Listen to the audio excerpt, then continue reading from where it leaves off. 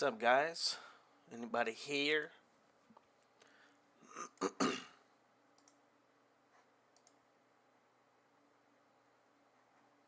See how this goes here.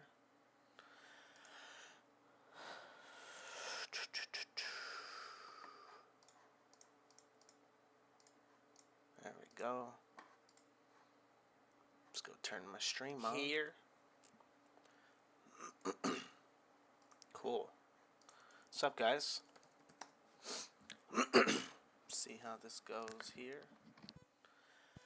I'll try to mute that shit before I clear my throat next time. So, yeah. I'm going to be trying to do some live streams like this every once in a while. And let me mute myself on my stream so I don't sound like an idiot to myself. But we're going to be doing some streams like this where we do film study, live streaming, and then we'll be talking about some fun stuff and whatever. I'm also, once I get my gym set up all fixed and stuff, once I get my gym set up, I'll be able to do live demos and stuff and, you know, teach boxing and stuff. It's going to be kind of cool. But I'll be able to do these film studies with you guys and, yeah, demo stuff like I do on Patreon, or like I used to do on Patreon before I moved and all that fun stuff. But, yeah. So, we're going to be taking a look at Stevenson versus, what's that dude's name? Oscar Valdez.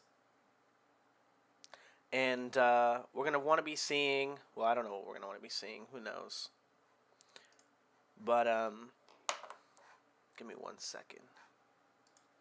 Whoops, that's not what I want to do. That's not what I want to do either. Where'd that shit go, huh? Oh, here it is. Okay.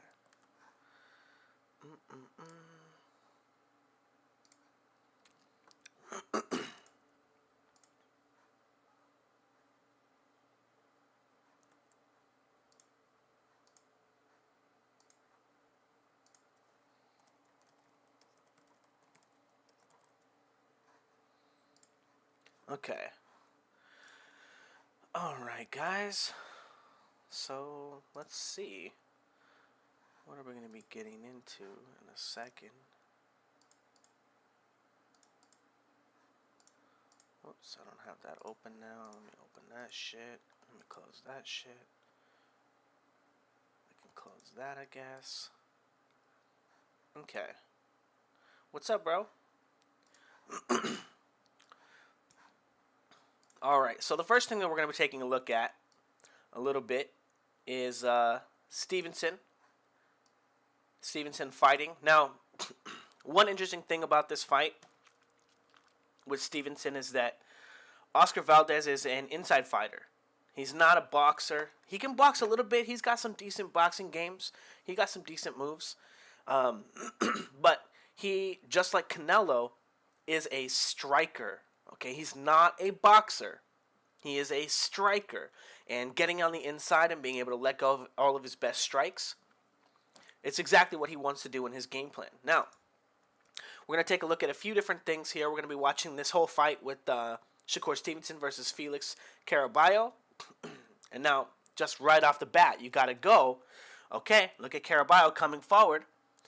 Look at a little bit of head movement here, right? Back foot, front foot, back foot, rolling to the front foot, finds a body shot, pendulum steps with the, or like a little pendulum slip with the hook, takes a big step, lead foot dominance, rolling under the line, getting back to the line here, back foot, front foot, back foot, but he shifts forward, and now he's closed the distance between Shakur Stevenson in like 10 seconds, okay? No, 5 seconds into the ring. He's got Shakur Stevenson on the ropes, and he's throwing bombs at him, right? Rolling under this shot, Stevenson trying to control the distance, but Stevenson's not a real feinter or prober, so if his lead hand control doesn't work, he winds up just doing this, taking steps off the line, right? Now, where's the feinting? Where's the probing? Where's the control with his rear hand, right?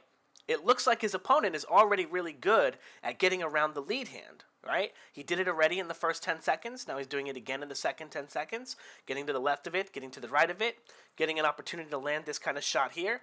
But more importantly, getting to the inside here where he's going to be able to land punches against Stevenson. Now, Stevenson's quick. He can throw a lot of punches. He's pretty fast. He's got okay power, right? You're not just going to let Stevenson punch you in the face, okay? But his inability to, well, let's say, catch his opponent here, right? Allowing his opponent to get to the front foot, that's going to be very dangerous for him. And that's exactly what's his name? Oscar Valdez wants to do. That's exactly what Oscar Valdez wants to do. He can't really do anything else. And again, the fact that Caraballo can get to this position, even though he sucks here, right? Like, even though he's not very good in this position, he's not getting a lot of work done. Oscar Valdez is faster than him. Oscar Valdez hits harder than he does. Oscar Valdez is a better boxer. Even though he's not a boxer, he plays better boxing games, okay? He's going to have more success there than Caraballo is. But the fact that he can get there says a lot about how the fight is going to play out. Okay, now, I want to point out another thing. Caraballo looks like much more determined to get to the front foot and get on the inside than I think that Oscar Valdez is going to be. I don't think that he's going to care that much to get to the front foot. I mean, well, timeout. We're going to take a look at that. But crossing the line. He's not going to care as much to cross the line as this guy and get on the inside, I don't think, even though he needs to get to the front foot. But here, getting Shakur Stevenson to the ropes and then able to land some strikes. Now, we know this is all bullshit. We know it's not like real punches. But you don't get to fight Felix Caraballo in every fight. Sometimes you got to fight a real dude. Sometimes you got to fight a world champion who's going to get on the inside and try to hurt you. So, again, just watching Stevenson go through. Not a lot of control of the space here. I think he does a better job of this now with the lead hand, but still needs to work on his rear hand control. Definitely needs to work on his rear hand control. Circling, timing him, coming in here. His opponent's pretty slow, so he takes that step. I think they kind of time each other, and he's trying to step inside. Gets timed with the uppercut right there. Now, Stevenson with his signature move, off the line here, and then right back on the line with the lead left hand. Something that he's very good at. Some good shots as he moves off the line here. But one thing I want to point out is someone's been talking like Stevenson doesn't have power. Okay, now real quick before we get to his lack of power. Weave on the left side of the line, right? The right side. Boom, under the jab, across the jab, and then right to the body shots, right to the striking, right to his ability to throw big punches, right? Caught him with a little body shot there, and he kind of pushed him to the side. I think it was kind of like definitely a knockdown, like legit, like legally, but not a real knockdown. Not like he deserved to get, lose a point for it. Like he wasn't hurt. He deserved to lose a point for it, but he wasn't hurt. Like, we know he's not. Anyway, getting to the inside again, right? Boom, boom. I know he missed the second shot. But I don't think that Oscar Valdez is going to have any success boxing with Shakur Stevenson. I think he may land some jabs, but I think that the rear hand from Oscar Valdez, his best weapon, is going to be taken away pretty precisely from Shakur Stevenson, and his only hope is going to be to get to the inside and really try to put it on Stevenson like that. I don't think that on the outside it's going to be very doable for him. All right, round 2. And what we're looking for, right? This guy fights very similar to how Oscar Valdez is going to fight, right? Trying to get to the inside, trying to land bombs. Okay, what are they trying to show us? I hate when they do this shit. Oh, the weak ass, because he just kind of fell. Trying to show, okay, yep, I can't watch the fight like that, though, guys. Thanks, appreciate it. Real stupid to do that right in the middle of the round, guys.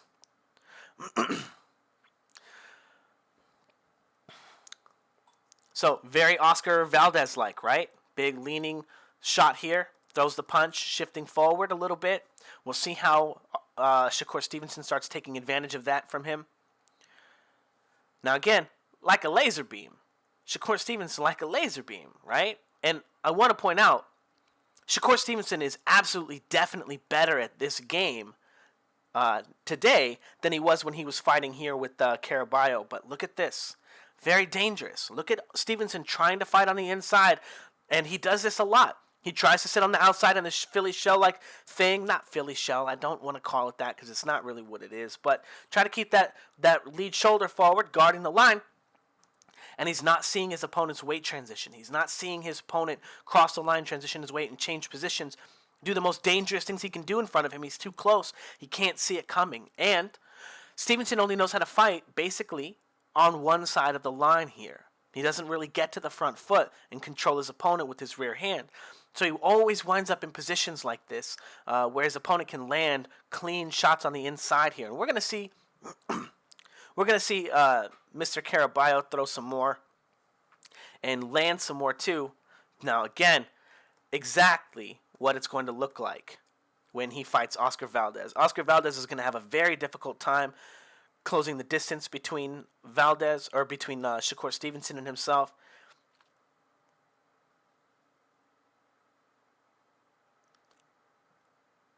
Ooh, and then again, right? Not the greatest inside fighter, right? He's on the line with his opponent. He's allowing him to hit him with a big shot like this, okay? Still landing good shots himself, right? But we're talking about Oscar Valdez's only shot at winning. His only shot. So Shakur Stevenson needs to make sure he doesn't get hit with as many of those shots as he can. He needs to learn how to fight on the inside. And actually, if we just go back to that scene real quick. So he's on the back half of the line, right? He threw the left hand. He's about to throw the right hand. But notice, he doesn't cross the line. He doesn't transition his weight. He doesn't change positions. He's throwing a punch on one side of the line. Again, he has a propensity to fight on one side of the line or the other, okay? Now, when we take a look at his training, you're going to see, we're going to take a look at it in a little bit. Look at how he goes from one side of the line there to the other, though. Very good. Front side, back side with the hook, right? Now he gets hit here, doesn't cross the line, and now he crosses the line a little bit so he can get power, bring his rear shoulder to the line so he can get power in his lead hand instead, right? Bring the rear shoulder forward, opens up more power for the hook. Doesn't bring his shoulder forward when he throws the punch, so he's missing some of his power punching ability and understanding. Brings his shoulder to the line, tries to guard it. Notice what side he's on the line. He's in the middle, right? Again, he doesn't really fight very well on the back half of the line or... Oh, you guys can't even see that shit, huh? Okay, I'll do it over here. So he's not guarding the line. His head's in the middle, right? So he's not actually on the side of the line, which means that he's not able to land body shots over here. We're going to see him practice some on the bags and stuff. But this is one of the problems with his ability to fight on the inside, is that he's only fighting on one side of the line. Look at how he has a higher propensity to be on the back half. Now watch this, beautiful. Controlling with the lead hand, with the forearm, right? To set up other attacks or control the space on the inside.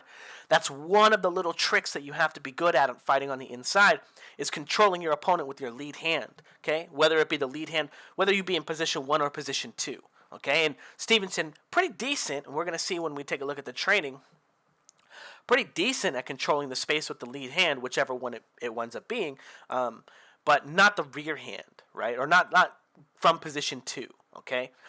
He prefers to do it from position 1 and control the space with the left hand. As you can see here, controlling with the back foot jab here, right? Weight centered on the back foot, controlling the jab here, making sure his opponent can't cross his line.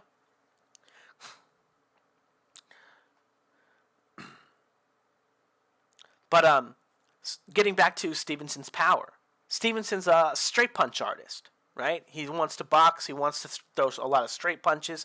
He doesn't actually have very good power because he doesn't actually move his head a lot either. Notice him here trying to fight on the inside. He's here, but what's his body mechanics saying? He's here, but what is his body mechanics saying? What position is he in? Is he in position 1 or is he in position 2? He's in the middle of his line. Okay? He's not in either of these positions. Okay? So he can't actually transfer his weight until he transfers his weight. Okay? Leaning toward the front foot here. Now, real quick, fighting on the inside trick, right? Controlling your opponent with your non-punching hand. Notice how he controls him with this hand so he can smack him with the left, okay? So, starting, understanding a little bit of controlling his target, but look at him getting beat up here, okay? Just punch after punch after punch. Punch, punch, punch, punch, punch, punch, punch. getting caught in transition while he's trying to cross the line with a power shot, and then needlessly walking in with his straight punch, right, here, into this hook here. His opponent's not even looking at him. Middle. What's up, bro? But the point that I want to make is that Stevenson seems pretty strong on the outside, controlling with the lead hand, right? A lot of control, even though he doesn't feint with it, a lot of control, finding a lot of punches. But very quick, very sharp on the outside. But once he starts trying to use those same punches on the inside, the straight punches, he gets picked off. There's so many short, rounded punches to hit him. And he doesn't know the angles. He doesn't know where to hide his head because even though he tries to fight on the back foot, he keeps his head kind of in the center line, right? His head's kind of in the center line, waiting to bring his weight from the back foot to the front foot, but not using positions, right? Lots of pendulum steps, right? Getting pushed off the line, pendulum. Pendulum. Nope. Pendulum here. Pendulum. Pendulum.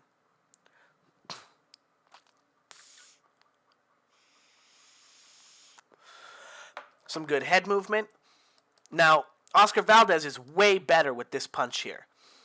He's way, way better than that with that punch there than Caraballo is.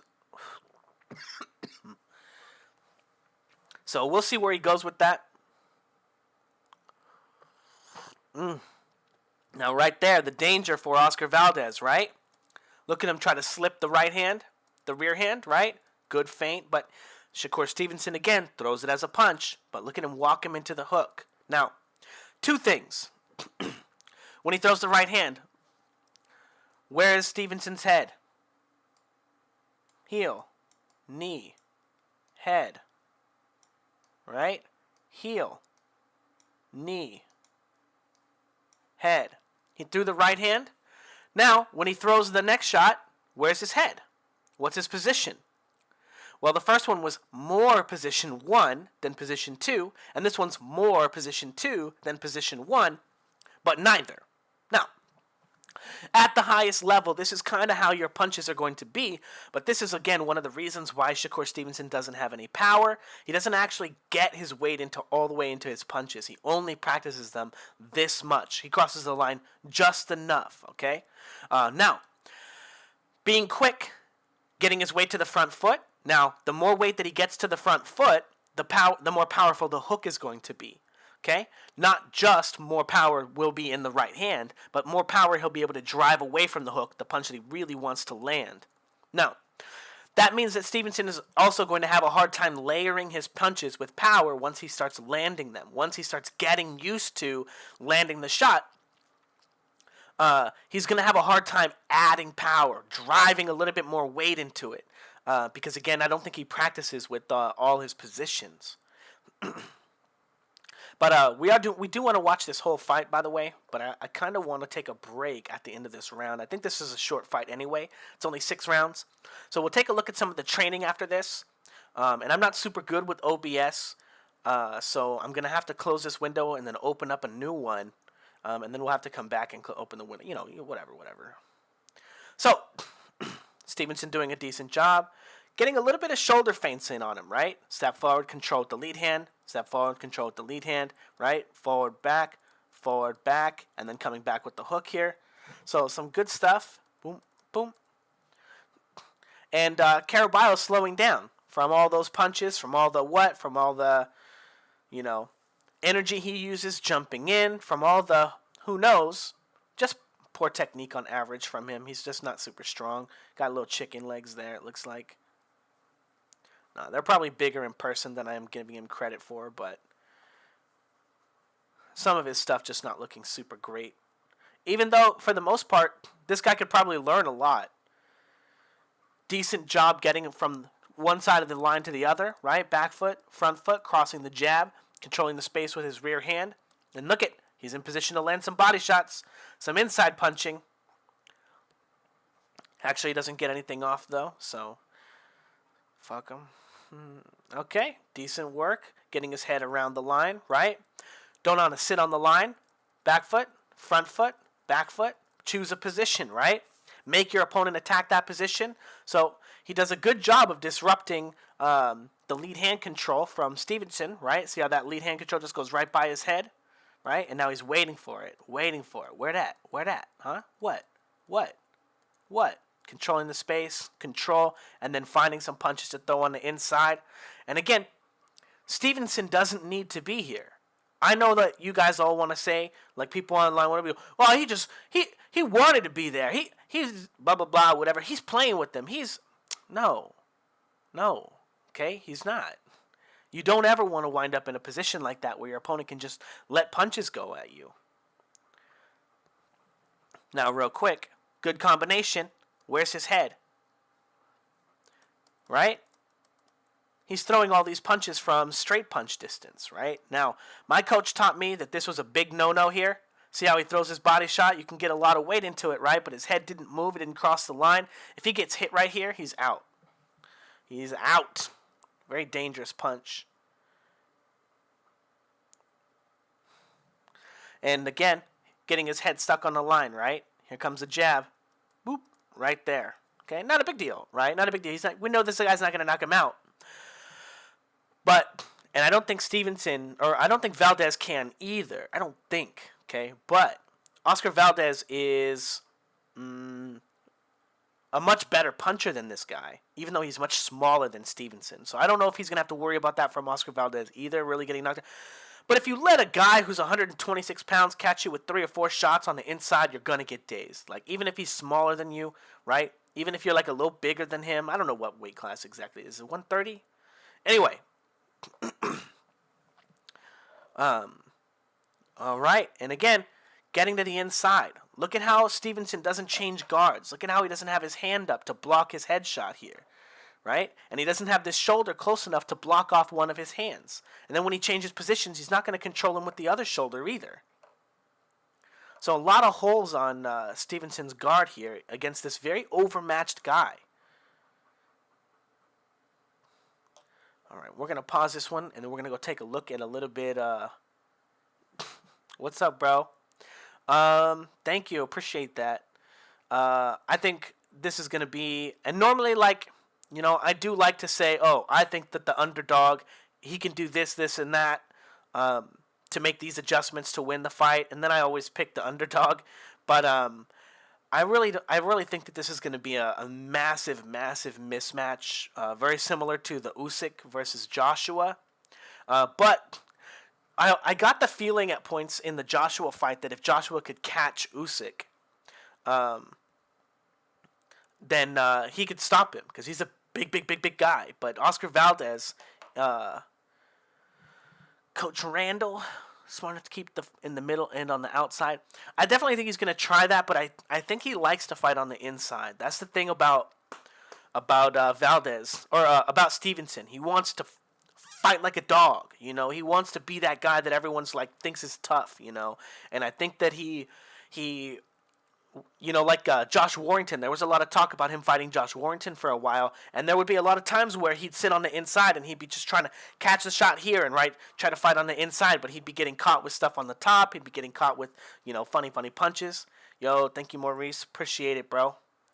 But there'd be a lot of times where he's just getting hit for no reason on the inside, and that's exactly what he needs to avoid. And we're gonna talk about that. We're gonna take a look at that stuff too, with Valdez and the stuff he needs to avoid too. But I do think that Stevenson likes to get in there because it's the only place where you can land your biggest punches. And again, here, right, getting caught, back foot, right? Where's his control of the line, right? He's given up all the control of the line. He's let his opponent cross his line, and he's not controlling or guarding any of it. So it leaves him in a position to easily be hit. Now, these are not hard punches, right? And he's rolling and seeing them coming, but you're not going to always see them coming. You're not always going to be able to roll with them. It's just the idea that this is going to be Oscar Valdez's best place to fight. This is his best shot, and even though I think the fight's going to look like a wipeout on the outside, it's going to look stupid bad for Valdez. Like, you know, the parts where Saunders was doing good against Canelo, And Caleb Plant was doing good against Canelo, and everyone's like, oh, that's nothing. That ain't nothing. He's letting him do that because he's not, right? And we're going to talk a little bit about that, but we're in the fourth round. All right, let's go ahead and close this guy out, and then it's going to go to some of the training for Shakur Stevenson. So, Shakur Stevenson training. This is at the DLX gym. I actually went to this gym with Theo. We got like a quarter of a round of sparring in. But one thing that I want to point out about Stevenson, so when you get to the inside, right, that's where you can throw your power punches. He likes to throw his punches hard. He likes to hit hard. He wants to hit guys hard, okay? But he has to learn to break them down with the straight punches first, which is why his fights take so long. No problem with that. But I want to point out that Stevenson is constantly moving around the bag. He's always boxing a target, okay? Cross the line, back foot, control the line with the inside with the lead hand, right? Control, makes it to the line, circling, right? Boxing a target, moving his head around a target, and then moving back to the line, right? So now, I am not a big fan of the front foot pivot. See how he gets his weight here, now he's pivoting? But look at how he interacts with the line right after, okay? This is indicative of his understanding that this is when his opponent is going to attack him. So he's built it in his routine to look for an opportunity to re-engage with his opponent as he pivots on the front foot. Okay? So watch him circle and then pivot and boom, step with the jab. Find an opportunity to interact with the bag. And he can do this at any time in his routine, right? It doesn't have to be just straight drilling, but here he's boxing. He's going to be like, oh, what? Now he's going to shuffle to the back foot, right? Circle to the other way. Now circling the other way. Gets in range with the bag and lands a jab. Again, he's picked the spot on the bag and he's boxing it. When it gets in range, little pull counter action here, right? Drop to the back, boom, boom, boom, right? Throws a combination. Slap him. Yeah. Are you saying that about his punch technique? Because he doesn't have the greatest punch technique? Yo. Thank you. Appreciate it. But boxing the motion, right? And again, we fight how we train. Take a look at his most famous move, right? This is his best move. Pull counter, throw punch, and rolling off the line. Now, this is really important, guys. This part's really important, okay? He gets onto the line with a control, right? He gets onto the line with a control, and then he pull counters off the line into a shot and then into defense, okay? Boxing is 3 parts, okay? We have 3 parts in our boxing. One of those parts is... Let me move this thing over here.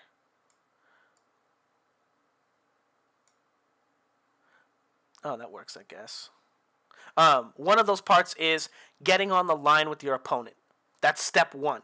If you can't get on the line with your opponent, you're never going to be able to be offensive, okay? You're always going to have to wait for them. Think Danny Garcia, right? Danny Garcia, as a counter puncher, he likes to wait because he can't step with his punches. Keith Thurman, very, very good at stepping with his punches. Always trying to go forward, right? So, step 1, get on the line with your opponent. Step 2, strike, okay? You got to throw a punch now. Step 3, get off the line, right? Or defend your position, okay? If you want to stay there for maybe attack or this or that, like you know something's coming, whatever. But step 3 is getting off the line, right? Or defending your position. Now, real quick, Fouts Boxing Combat System is the ultimate way to learn how to do all 3 of these things. Teaches you how to get on the line, teaches you how to strike with your opponent, teaches you how to get off the line. All 3 things are very, very, very important. And I want to say, you know, who knows what the world holds in the future, but right now I think that is the most comprehensive strategy and set of drills to teach and learn this that you can imagine. And it teaches you like a bunch of shit, a bunch of different ways to do it on the mitts, as well as a very easy way to port that stuff straight to the bags, okay? It's really, really, really awesome stuff. So, highly recommend it, yada, yada, yada. More Stevenson training, okay? So we're going to talk about it a little bit more. One more little video of Stevenson. Okay. So I think this one's pretty new. Now, we're going to pay attention to the fact that front foot, right? He just threw an uppercut. He's blocking. Now he's rolling back to the back foot or stepping off the line. Moving on to the line, and where's his guard? Okay? Where is where is his control of the line, right? Okay, pushing the line and then finding a body shot. Now, what do we recognize this as, right? This is his inside fighting. This is when he moves in, right? Remember, he brings the right glove up, puts it near his head. He gets his head just to the side, right? You can't see those little marks. And now he's throwing the body shot, right? Or the uppercut to the head or whatever he's doing. Now he's controlling someone on the inside with his lead hand, right? Or with his forearm, right? But he's practicing his ability to fight on the inside here. Little pull counter into the uppercut. Control with the rear hand, right? Gets to the front foot. Look at him controlling, right? And then he's going to throw the hook, right? And then get off the line. Now, the lack of changing in his guard, right? Here, in this position, how he's not controlling with the rear hand. He's not putting his hand on the bag. He's not getting his elbow up. He's not getting control. It's not going to allow him to find the attack he's looking for with his left hand. Controls the bag with his rear hand. But again, no positional change when he crosses the line here with his front foot, right? No positional change. He just kind of moves his head there. He's just taking a look for his rear hand. Let me read that in a second. Back foot, right? And now this is the position that he gets, right, before he throws his rear hand, right? This is his inside position. This is exactly what he was looking to do before when he was setting up his other shot. And now look at when he crosses the line to the front foot here, okay? See how he crosses the line to the front foot? But look at where his hand is, okay? Is he blocking a punch? Is this hand blocking any punches? Is this how he's going to guard the front foot position? This is not how you want to do this, right? Because this hand is not even in play. His rear hand is not even in play. And he's not driving his shoulder into his target, right? With his arm, there's just a lot wrong with that position. And it's not a fighting position for him, right? Now, again, he doesn't really fight on the inside super well. He looks to, and this is the last clip of that. This is just him beating some guy up in sparring. We don't need to see that. I guess we could watch some mitts and stuff, but nah. We're going to take a look at some Oscar Valdez now. Okay, and we're going to take a look at... First, we're going to take a look at some of his fight with this guy who, I know, he beat this guy up pretty bad. Oh, let me take a look at that. If Stevenson spars an orthodox Terrence Crawford and Keyshawn Davis, does... No chance. Yeah. Probably no chance no matter what. But to be fair, sparring Crawford didn't really do anything for Amir Khan. So, Adam Lopez, okay, this guy was like the epitome of hold on a second. What did you say, bro? He's going to box the absolute shit out of Oscar.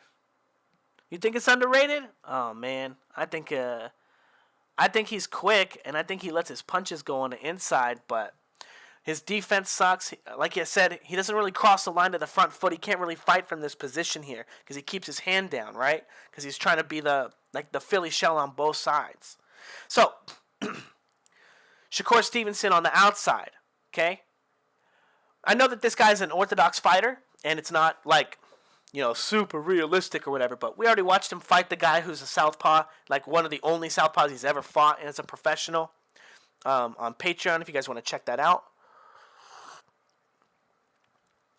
But boxing-wise, there are 3 steps in boxing, okay? Getting on the line with your opponent, striking, and then getting off the line or defending your position, right? And as we can see here, Oscar Valdez has a very difficult time getting on the line with his opponent, right? His opponent able to quickly step on the line and jab at him, control him with the first jab, and then throw a jab to the body, and then get off the line, right?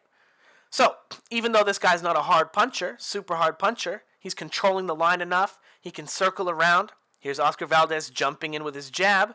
What position is he in to land for what other punches, right? What other punches can he throw after that? Not really intercepting Adam Lopez as he comes in. Coming in with the decent left hook, right? Gets in there, controls with that shot as he pendulums forward, finds an opportunity to throw a big body shot, and then getting countered, okay? 3 steps, okay?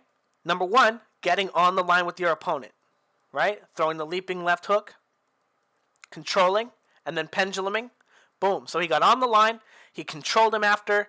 He threw the right hand. And now the next step is defend your position or get off the line. And again, when we take a look at the striking routines or the way that Oscar Valdez trains, we're going to get to take a look at that kind of stuff.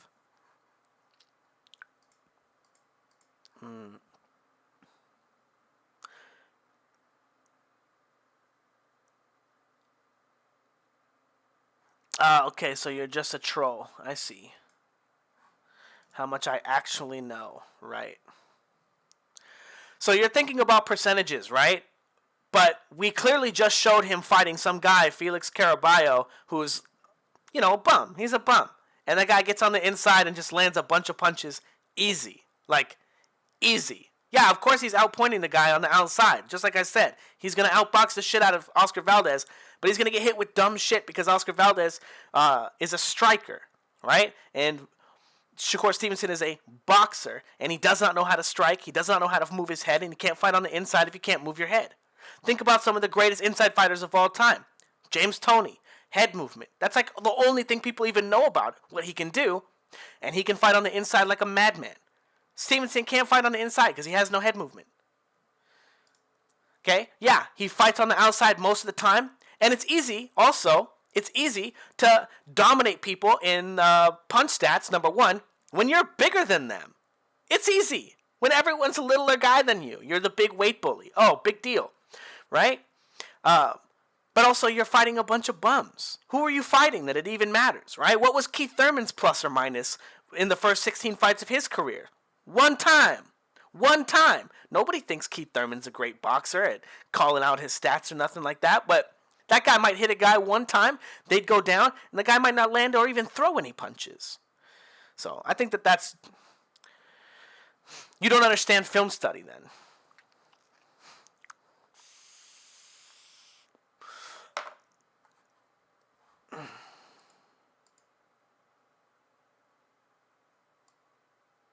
All right. You're the guy that saw me at the gym the other day. If you want to come by and say hi, put on some headgear, let me know, okay? You can spar with me or you can spar with my friend, Theo.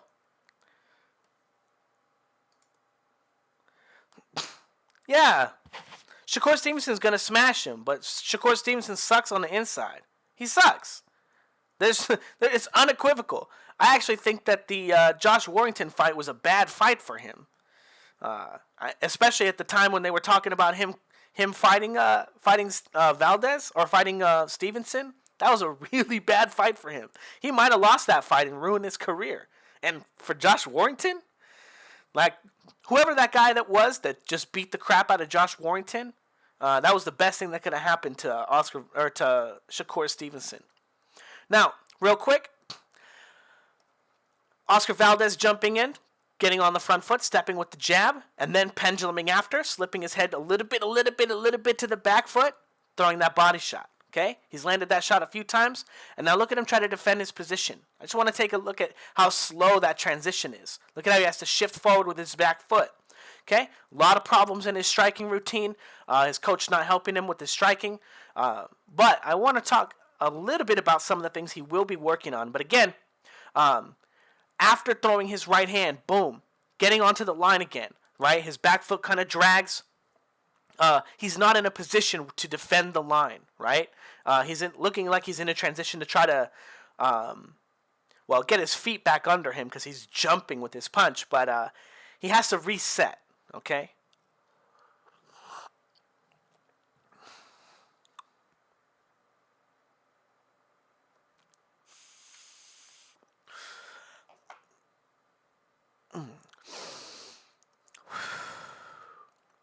So very quick shot, trying to get to the front foot, back foot, trying to get to the front foot, and getting not timed. And I don't think that Adam Lopez is good of a boxer as Stevenson. But the idea that he's going to be able to control the space. Okay, we're missing about a minute of this round. that he'll be able to control the space with his straight punches very effectively against Valdez, I think is going to be one of the most important ideas of the whole fight. I don't think that, again, here, look at how Valdez gets into position, right? And, I don't know, bro. I don't know about that. But the idea that he can get into his striking positions, right? Because look at him on the front foot here. This is a very important idea. On the front foot, his head more toward position 1 than position 2, right? By a wide margin, his head is definitely on the left side of the line, right? He's kind of this way. His rear shoulder is kind of square, right? So he's kind of in the middle of his line like that. But this is his striking position, okay? This is the position that he likes to be in to throw punches. And look at how he approaches from the back foot-ish, right? As he kind of slinks forward and gets timed by his opponent, okay? Not being able to make an attack, and his opponent not foolishly attacking him when he's in his striking position, right? Here he goes shifting forward, trying to close the distance. And again, this is very similar to how Caraballo fights, right? Rolling around under the line, doing this and that, fancy stuff, but being very aware of the jab, right? So I do think that some of this stuff is going to transfer over to the Stevenson fight, even though this guy's an orthodox fighter. I think that the range that Oscar Valdez is going to have to fight Stevenson at is going to be too much for his striking. But there are things that he's going to be working on, and we'll be able to take it, or we'll be able to take a look at some of that stuff. What's up, bro? I think Valdez might be able to clip him if Shakur has chin.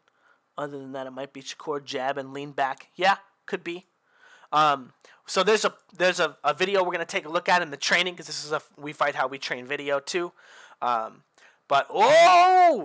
again, very quick, right? Front foot, getting into his trap position, interacting with the jab, getting pushed to the back foot with the double jab, and when he moves back there, getting caught with this shot. This is something very similar that can happen to him against Shakur Stevenson. And I don't think that Adam Lopez is particularly like a good puncher or anything, right? But he's moving into these punches, right? And he's trying to move and slip and do this stuff, and he's just getting caught at a weird angle. Again, get on the line, strike, and get off the line. The better you are at the first two, the better you are at slipping and moving and dodging and all that stuff too.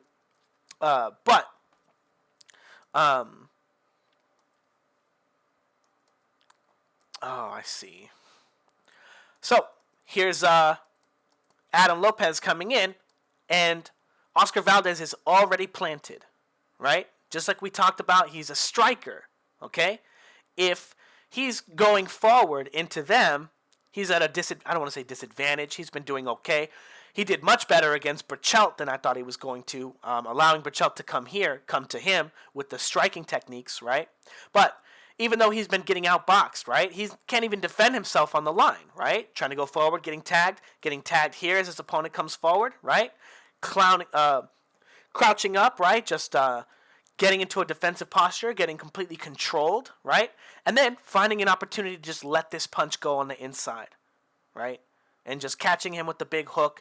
An excellent, excellent shot. And again, Valdez is a striker. If you get on the line with this guy, he might kick your ass, you know? And I don't think he's a particularly good fighter, but he can throw hands, right? He can throw punches. He can let them go from all kinds of positions. Not really. We'll take a look at that. But here he is on the back foot. Where's his counter? Where's his back foot position?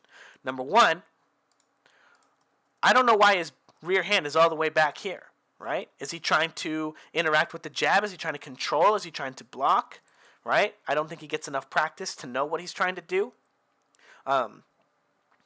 Coming in with the hook, catching, so blocking. Again, not a position 2 fighter, right? And again, this move doesn't work, okay? The guy's already on the inside. If the guy's catching you with the hook, right, he's going to be in position to land this shot too. So getting perfectly controlled by the hook, getting walked into the right hand, not a boxer, right? All right, come on.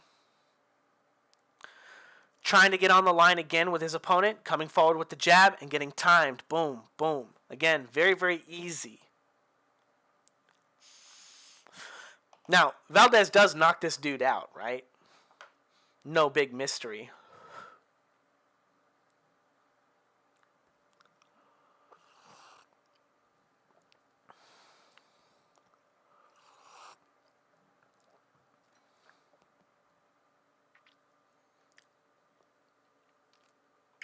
Yeah.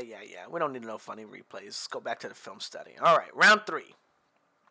Valdez struggling to jump onto the line and pendulum into his opponent. Not getting enough control. Very, very basic single jab setup, right? Over and over again. Now, he is a little bit better at fighting southpaws, I think, than orthodox in this regard, as he does use his rear hand to control the line a little bit. It's one of his primary attacks. And if Stevenson is attacking him with jabs, then he's going to be in line to find him with his own jab, which is going to kind of even the playing field, because Stevenson is going to probably be stepping into his line a lot too, trying to attack him as well. Because I think Valdez is going to be sitting on the line a lot. I think he's going to get kind of pushed off the line. He's not going to have the freedom to get to the front foot position to make his attacks like he'll need in order to let his rear hand go. So I do think that his jab is going to be an important part of the fight against Stevenson, especially because he's not going to be able to use his rear hand a lot. But his hook is going to be even more important if he can catch Stevenson coming in with the hook, because, again, he's like a front foot fighter, right? Back foot, front foot, back foot, front foot, and this is the position he's going to be throwing his hook from. So when he goes from the front foot to the back foot to throw this hook, right, or from this position, and his opponent enters his line, Stevenson coming in, stepping with the jab, right, probably stepping with the jab, he may be very susceptible to the hook.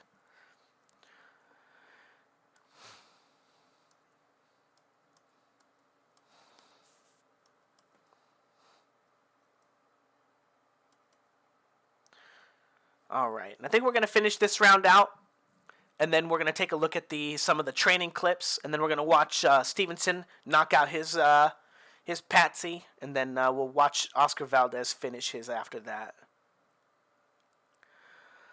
So Valdez, front foot position here, stepping with his jab, right? Again, very consistently the same position over and over again.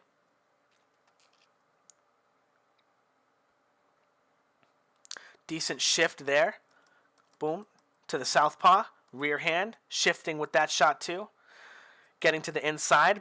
But again, having a very difficult time getting on the line, right? Shifting forward. I know he's catching him here. Shifting forward. Finally finding a punch there.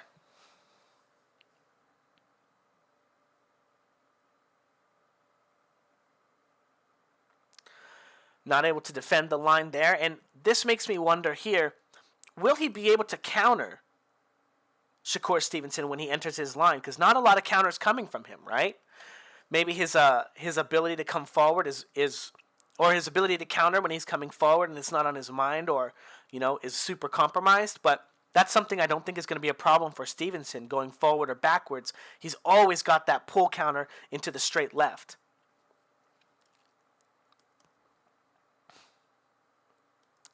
So a little pendulum, get to the front foot, stepping with the jab, penduluming again, and then finding the body shot, controlling with the left hand after.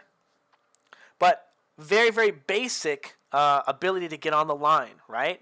Many, very similar every time, right?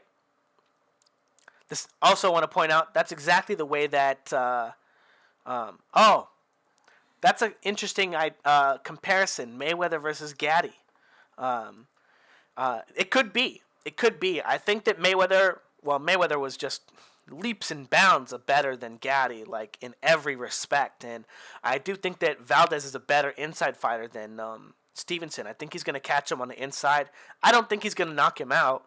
I think Stevenson's a really big dude for his weight class. Like, he's really, filled out. Oh! So, stepping into his line, beautiful, and then beautiful work. Getting to the front foot, probing with the right hand. His opponent tries to pull counter him, and he kind of pull counters him and slips to the front foot to get off the line of that shot and is able to come back with the hook. Just beautiful, beautiful work there. We're going to watch that again. Excellent, excellent shot. So this actually right here very well could be something that works against Stevenson as well, because this is his favorite punch against the southpaws. So getting to the front foot, probing with the rear hand, getting a reaction from Stevenson, which Stevenson would be slipping off the back foot this way because he's a southpaw and coming back into the line here. So the angle being a little bit different, Stevenson may still be able to catch him because of where Oscar Valdez has to put his head to hide it. But great shot from Valdez. That's exactly what he's going to need to beat Stevenson on the outside.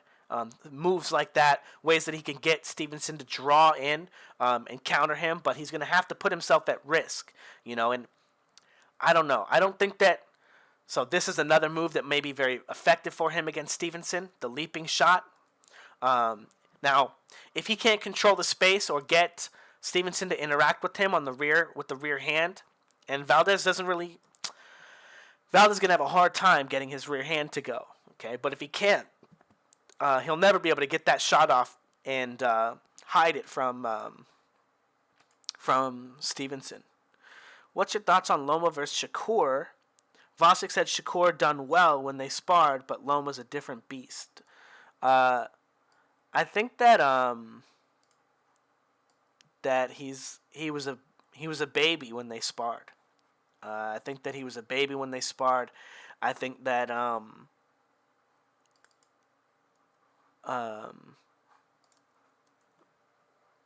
Loma probably wasn't trying to beat him up. You know what I mean? It probably wasn't like that. Like, it was probably just chill sparring. He's moving around, giving him the kind of work he wants, and basically getting a look at all of the things that Shakur Stevenson can and can't do, right?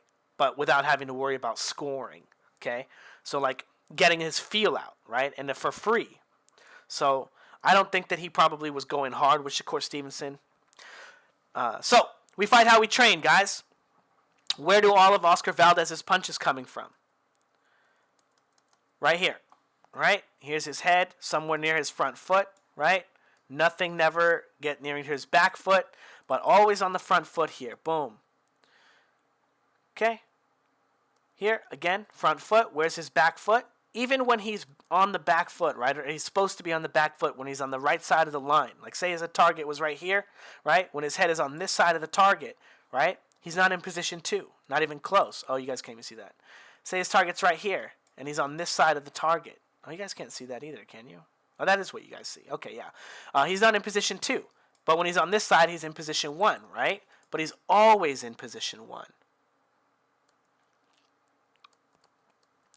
Again, no real head movement. Even though his head is kind of crossing the line a little bit, right? A little bit. It's not enough to really stop him from getting punched in the face. Okay, it's not enough positional change. Most of that is just so that he can drive a little bit more weight, but he's not really changing positions here. Now, Eddie Reynoso's striking camp, I'll say, because it sounds funny, a striking camp of horrors. You know, nobody wants to be on the end of Eddie Reynoso punch, right? But not everyone has to be if they can stay off the line. Notice all these drills are planted, okay? Almost everything that Eddie Reynoso does with them is planted, okay? It's not done in a boxing capacity, okay? And it's very, very important to understand that. Hand weights, okay? As we take a look at this little shadow boxing routine here. Gets on the line, and even while he's moving around like this, we can see that his head's not moving, right? 1, 2, 1, 2. No head movement, right? A little bit of head movement. Where's the position 2? When he moves to the back foot here, boom, right? Heel, knee, head. Nothing, right? Nothing. Okay? Not really getting either to position 1 or position 2. I mean, it's almost position 1, right? I know it's going to be compromised when he gets there. He doesn't have the most control of his weight. But again, striking drills, right? All striking, okay? Now, this is very important. Throwing that shot, making him pull counter, developing his back foot, right? Very slowly, right? Very slowly, it's going to happen, right? But pushing him off the back foot, boom, boom. But let's see. We got a bunch more videos to look at of Stevenson. Or Valdez, I mean. Striking, right? Again, and look at where his head is, right? A little bit of head movement, boom, boom, boom. No head movement in any of those punches. Slip, boom, boom, right? All striking. I know that he's pushing him back, right? But it's not boxing, right? And at no point does he practice getting onto the line to throw these moves, okay? Which means that, number one, it's going to be way easier for him to make these attacks land against someone who's coming into him, right? I don't know that that's going to be the case very much with Stevenson. I don't know how much he's going to have to be forced.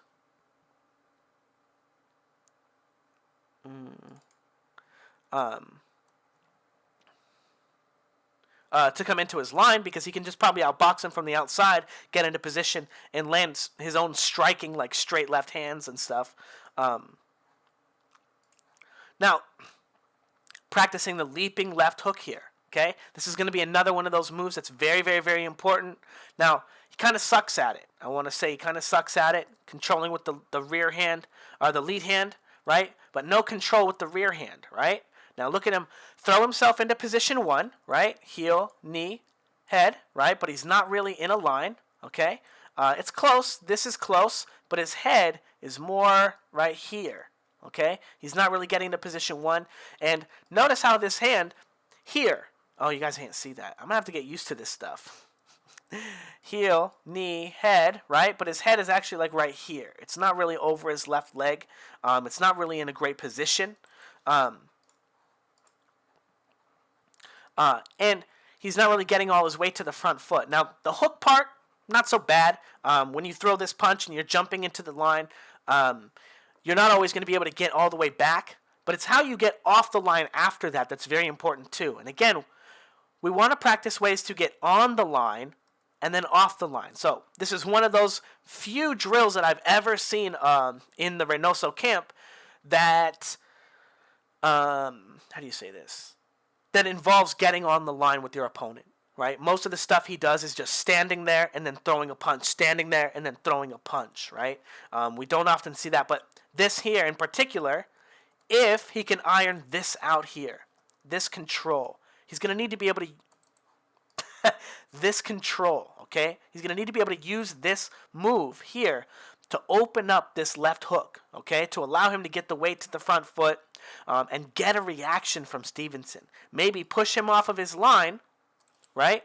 Maybe push him off of his line like he did in the other clip in the fight with the guy in the last round. And then walk him into that hook again, right? Something like that's very, very, very valuable for him. Now, we're going to take a look at some problems for him, okay? Here he is sparring a southpaw. And what happens? Look at how he's already on the front foot when he meets him on the line. His opponent just sticks his hand out. And with his opponent being on the back foot, right, here, even though he's in the middle of his line, his shoulder is here. He still can rotate this shoulder to the line to make his strike with the rear hand. God damn it. His shoulder is here, so he can still rotate his shoulder forward with this shoulder to throw a strike, right? The straight left hand. But his shoulders are already square. He doesn't have any more range. He's already been isolated on his line, so he's going to have to make a very dangerous positional change to get on the line with his opponent and make an attack. So, getting controlled here, getting stuck. He can't really move forward. So what does he have to do? He has to start taking steps forward, okay? So let's watch his back leg here, okay? Look at his weight on the front foot, back foot, front foot. Now, when his weight gets to the front foot, he picks up his back leg and brings it forward. And now he's going to take a small step. And now look when he brings his weight to the front foot, he brings his back leg a little closer and takes a bigger step towards his opponent. Takes up some more space, brings that back leg forward. And now, again, going to be taking that step forward, right? Trying to get his rear shoulder into a position where he can throw his straight left hand, right? Or throw his straight right hand. Oh, and now he took that step here We just saw him take a step here to try to get lead foot dominance. His opponent is kind of stretched out his maximum technique with the shoulder, right? He's going to, oh, and now he's trying to slide into this shot. Now, I want to point out, his opponent has perfect control over him as he takes this step into this punch right here. Very, very common move, right? But look at how his opponent's glove is still on his head. This could be either a punch. This could be either a punch, or it could be setting up the rear hand, right? As he walks him into a straight left hand. Now, this is Oscar Valdez sparring for the Shakur Stevenson fight, okay? And showing that he doesn't know how to get around lead hand control, okay? Showing that he doesn't know how to get his head to the other side. Now, this is where he needs to employ that left hook that he was training just a second ago, where he brings the shoulder forward, feints with the rear hand, and then jumps forward with the left hook. Okay? Whoops. God damn, I'm so bad at this. Where he controls with the rear hand, right? Brings that shoulder forward, feints him, and then leaps in with the left hook. But we can see him trying to be a little bit more patient with it, a little bit slower. I don't know if he's landing that shot because the way the thing gets all this and that. But anyway, back to a little bit more drills, right? Remember the video I did on Ugis, controlling the bag, bop, bop, bop, bop, bop, and then pull countering? Surprise, shows up on Eddie Reynoso's channel, right? Same drill, right? Boom, boom, boom, boom, boom, pull, 2 punches, right? Now, if you watch the video yourself, Canelo is just tapping. He's not really punching, right? So his timing is always going to be perfect, right? He knows the drill better than Oscar Valdez. But when Oscar Valdez does it, he actually punches the bag with the probes, okay? I highly recommend you get into a habit of driving your weight into these types of shots and getting good at it too. Not just tapping, right? But picking the bag up a little bit and hitting it kind of hard, okay? With the controlling shots, it helps you get into better positions so that you can do your moves without punches much, much better, okay? And then dropping down position 2, right? Moving off the line, back foot, come to the line, punch, punch, right? Back foot, punch, punch. Now, he should be doing this off of the jab, not off of the right hand, right? Boom, boom, because the jab will be there before on the line, so he could be getting a better workout. But the best way to practice this, you guys, is in the Fouts boxing drills on YouTube, where you just hit the bag, block, hit the bag, block, and you'll get to practice your pull counters on both sides in a fast-paced, excuse me, a fast-paced rhythm, a fast-paced drill. All right, enough.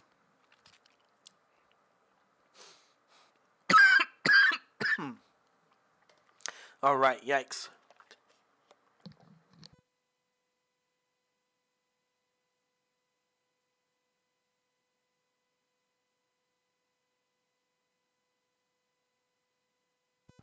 All right, I'm back. Sounded worse than ever.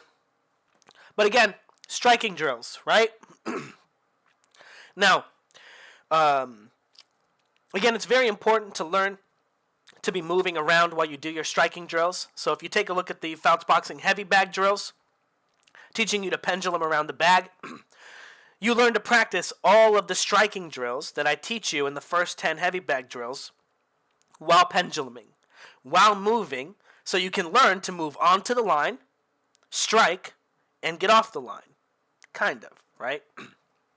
The Fouts Boxing combat system does a much better job of teaching this from a much more boxing stance and how to box and do it. But in terms of striking, there's no better way to learn your striking than those 13 or 14 heavy bag drills. None. And they kind of layer onto each other so you can learn them. I just think it's the best way to learn striking. It's just absolute 100% best way. So, striking. See if there's any more striking in here. Do we got any more Oscar Valdez clips? Let's see. One more here. Nope, we watched that one. I guess I'm just missing one then. Okay, I know where it is. Here it is. All right. No head movement, right? Look at how his head is in one spot when he's throwing all these punches, right? Very, very, very important. This is how he strikes, okay? When he gets on the line, this is the only position he knows how to throw a punch in. And this is because he trains this way, right? Now, again, practicing all his striking. Where's his boxing, right? When does he practice getting on the line with the bag? When does he practice getting off the line with the bag? This is one of the reasons why he's going to struggle so badly against Shakur Stevenson. Because if we take a look at Shakur Stevenson's heavy bag work, that's almost all it consists of, right? Is him moving around the bag, boxing it a little bit, getting on and off the line, but constantly looking to set up different types of engagements, set up different traps. Now here's Shakur Stevenson practicing the same exact move. Come on, bro. Pull counter. Boom. Straight left hand. Roll under the line. That's him practicing the exact same thing. Pull counter. Boom, boom. Bop, bop, bop. Pull counter. Bop, bop. Right? Now, how many of Eddie Reynoso's drills look exactly like this? Oh, slip to the back foot. Boom, boom. Well, let's see. There was one in here. Ooh.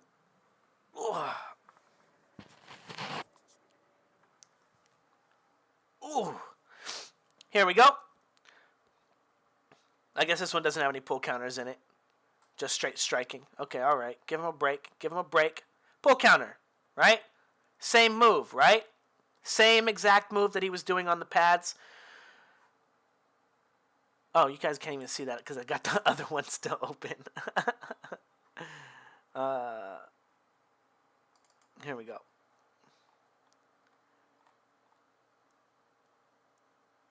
Same move, right? Pull counter. Pull counter. Pull counter. Okay? Same exact move in almost all the drills. Pull counter. Pull counter. Right?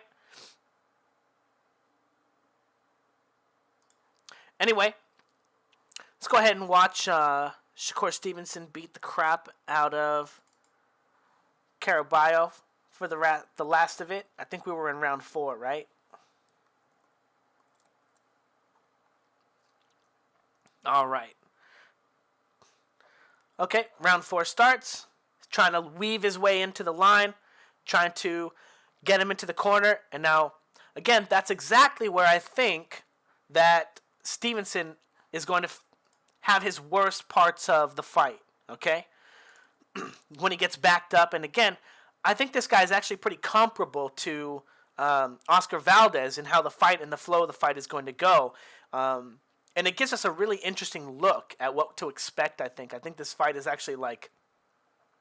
both of them are better than they were at this time. So Stevenson will be better. He'll be faster. He'll be sharper.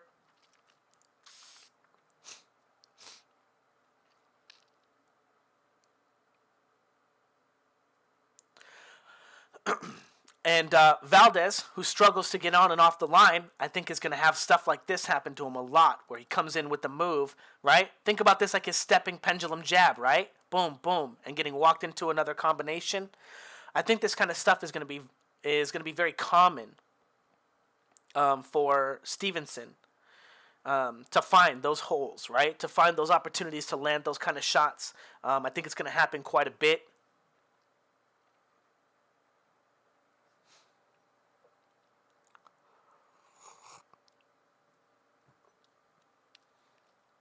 And again, the worst place that the fight is going to take place for Stevenson is right here on the inside. Even though we know the guy's not coming close to winning, that guy's not Oscar Valdez, right? That guy doesn't practice striking 24/7, right?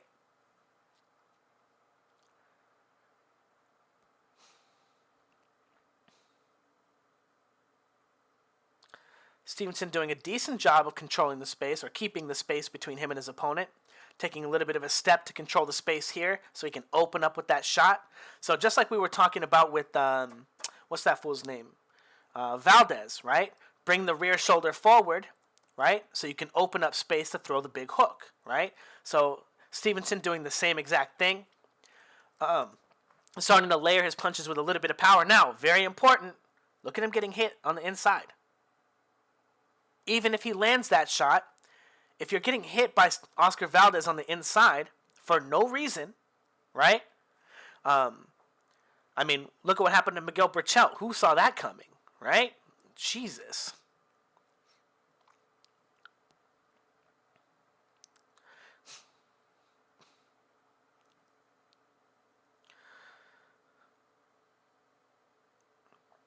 A lot of sitting on the line there for Stevenson, right? Not a lot of feinting, not a lot of probing, not a lot of control.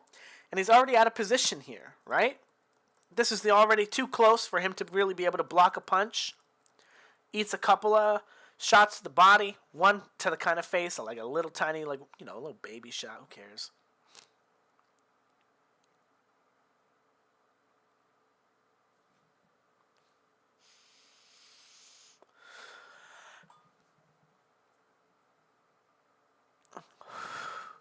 So Stevenson controlling, taking that step forward, and then penduluming. Control. Control. And now he's going to pendulum. And then feint. He gets feinted with the left hand, or the right hand. Tries to walk him into the left hand, and then throw the right hook. So some pretty good line control from Stevenson, but not getting a lot of value out of it. And again, I don't know why he thinks this is such a good idea all the time, but this is a move that he, like a game that he likes to play, sliding against the ropes here. And yeah, he landed the first shot, right? But again, you can't take shots like that from Oscar Valdez. Especially trading for the shot that he's giving, right? Because he didn't really give anything.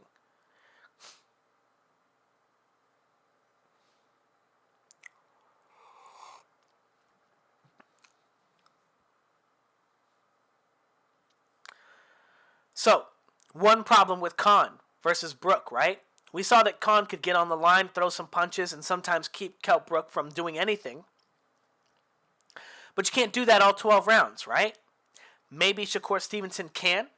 But maybe that's also why he shells up sometimes and just puts his hands up and just goes like this and doesn't wind up countering. Doesn't wind up getting his head off the line. Doesn't wind up, you know, boxing with his opponent. Kinds of waits for him, right? I hate this shit. Control, control, good shot, control. Uh-oh, don't get caught.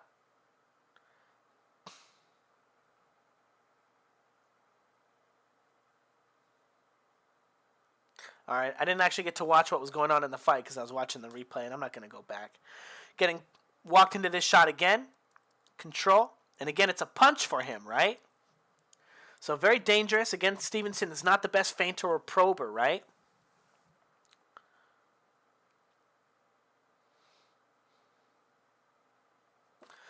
Starting to land some decent shots on the inside here. But I want to point out, his head is on the line almost the entire time, just like Oscar Valdez is, right? Oscar Valdez likes to be on that front foot position, just right there.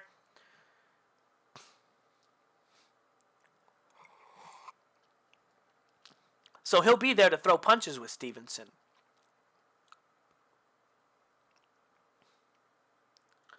Good little probing shot there. Now again, Stevenson making sure his head stays on the back foot, right? Not crossing his head over to this side, right? Getting his head over there so he can land the right hand. He can still throw right hand shots here, right? But he's not going to be finding punches to land against him. Or changing where his target is, right? He's not able to cross the line fighting on the inside. And again, here's that little move, the one he was doing on the bag, right? Controlling it with the lead hand. We fight how we train. Controls him, spins around. Doesn't land any punches for some reason. Again, not very good fighting on the inside. Look at all this time that's gone by and he hasn't thrown any punches. Not very active. He doesn't know how to set the punches up. Again, not being able to cross the line. I don't know if he hurt his hand here. Not being able to cross the line stops him from being able to get power into the punches. And he doesn't cross the line from the back foot with the uppercut, right? We've seen him get clipped there multiple times. Here's that very similar punch here, right? Boom, boom. And getting clipped. trying to walk the guy down, right? Trying to be tough, trying to be that guy.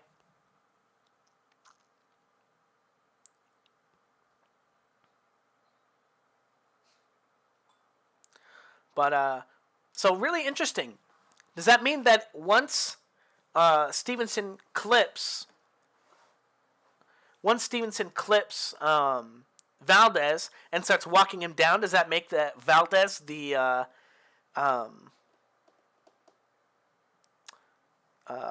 how do you say it? The favor, right? Does he become the one who's more likely to win the fight then because the styles kind of favor him? Like, because he's the counterpuncher, right? The striking counterpuncher. I don't know. I think that's really interesting because if I wonder also, I'd have to watch more film on Stevenson. If he slows down a lot like that, decent shots on the inside. Boom. Again, getting tagged here, right? Look at where his hands are when he throws that rear hand. Not really in a position to fight on the inside, right?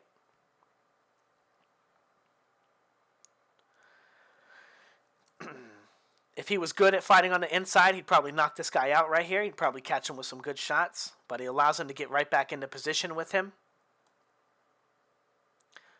Doesn't know how to find his punches here. Okay, a little bit of a shot there. Doesn't cross the line with it. And again, goes back to playing the same game, right? Straight left hand into right hook. So he probably practices that exact move on the bag a lot too. But not a lot of variation in Valdez's punch repertoire, right? Very, very consistent with the boxing on the outside, with the ones and the twos. A little bit with the hook, smacking kind of hook. Oh, the guy who said he's going to slap Valdez. Yep, going to slap him with that shit.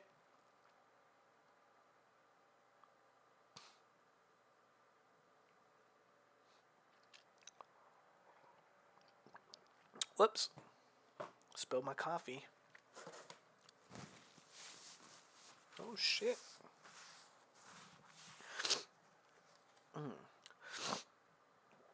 And I hate that shit. Right when they start fighting on the inside, too. Okay. Alright. We're watching the small camera. Trying to counter him there. Gets to the back foot. Makes it to the back foot. And again, another sign that someone's not very good at fighting on the inside. They're not throwing the right hand, right? So when he ducks back to the back foot, he's not throwing the rear hand. He suffered an injury to his left hand in the fifth. Yeah, okay. Dave Gaming. Both look really chinny to hooks. Yeah, maybe. Maybe. Fighting on the inside. He's on the front foot here. Is he going to make it to the back foot with a hook? Not a lot of punches going on here. A lot of sitting around doing nothing.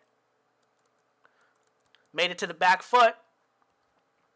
And watch when he brings his weight from the front foot to the back foot. Where's the hook? Where's the right hand punch? None. His opponent's completely open for it and no punch. Brandon Figueroa would be so disappointed. A little bit of stepping around there to get back into position.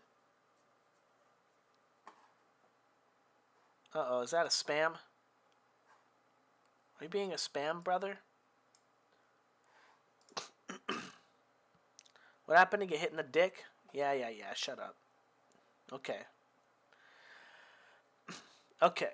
Why? Alright, so they go back into the fight.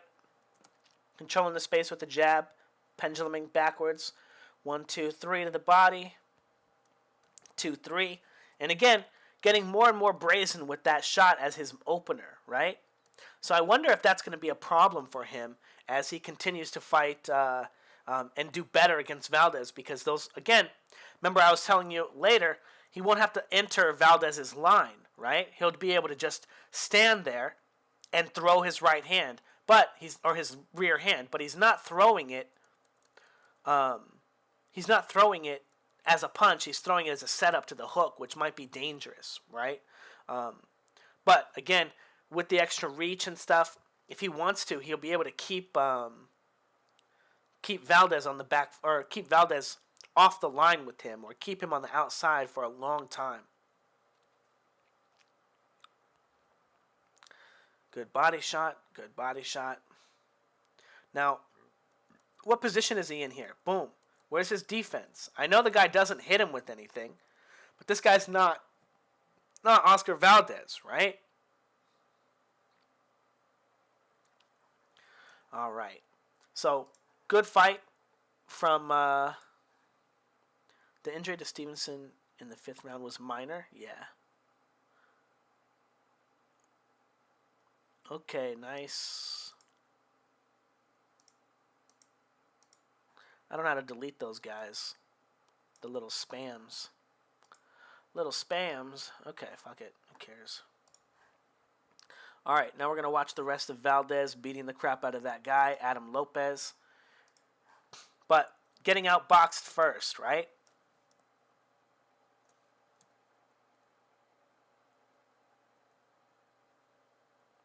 Alright, round 4. And I don't know how far this fight goes.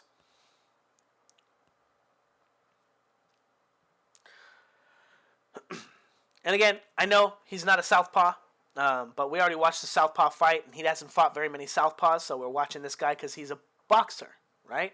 He's quick, he's on off the line, and he did legitimately give Oscar Valdez some problems, right? And again, Oscar Valdez doesn't practice defending his position, right? Doesn't, when he gets to these positions, doesn't know how to block or use head movement, right? He's a little bit of the pull counter striking, right?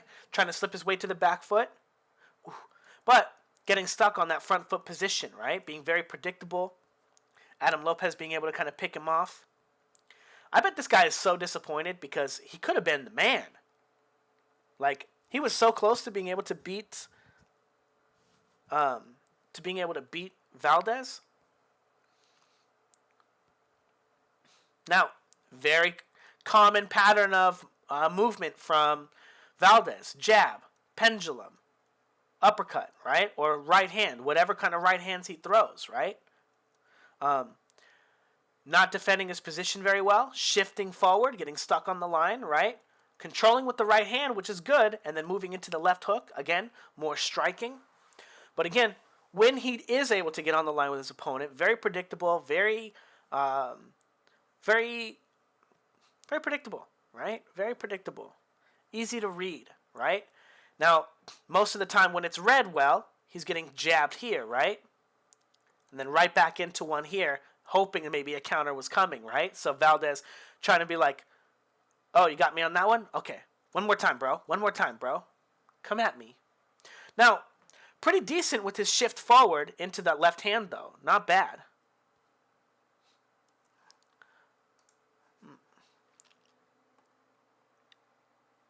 Stevenson doesn't go to the body like that. Also, when he's on the inside, he's resting most of the time, just posing like he's fighting. Yeah, no, really. Yeah, I agree. He's not really fighting. I do think he is resting or something, right? Because he doesn't know how to find the holes for sure.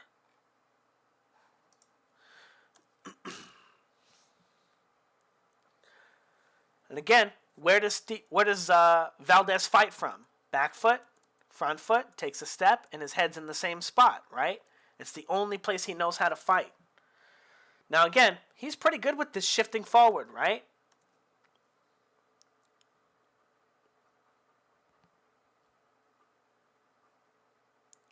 Struggling again to get on the line with the better quote-unquote boxer, the guy who has the better boxing skills. And again, same way to get on the line and off the line each time, right? Even if it is effective, it may not be effective, that particular punch against the southpaw.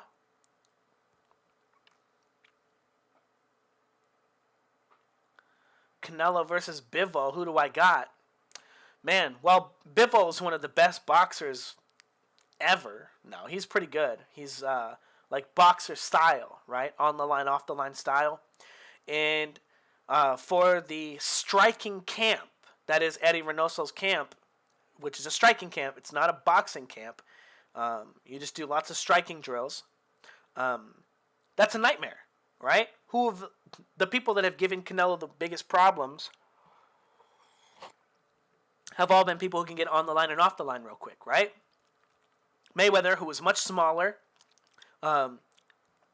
even had his Philly shell taken away by Canelo, right? They studied it real well. They caught him to the body. He wasn't getting the move off past like the 5th round or the 6th round or something.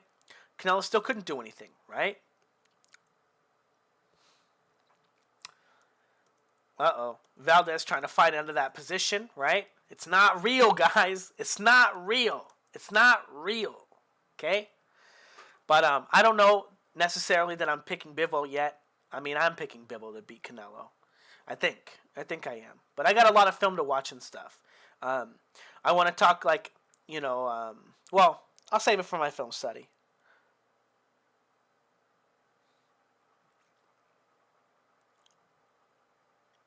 Good shot there.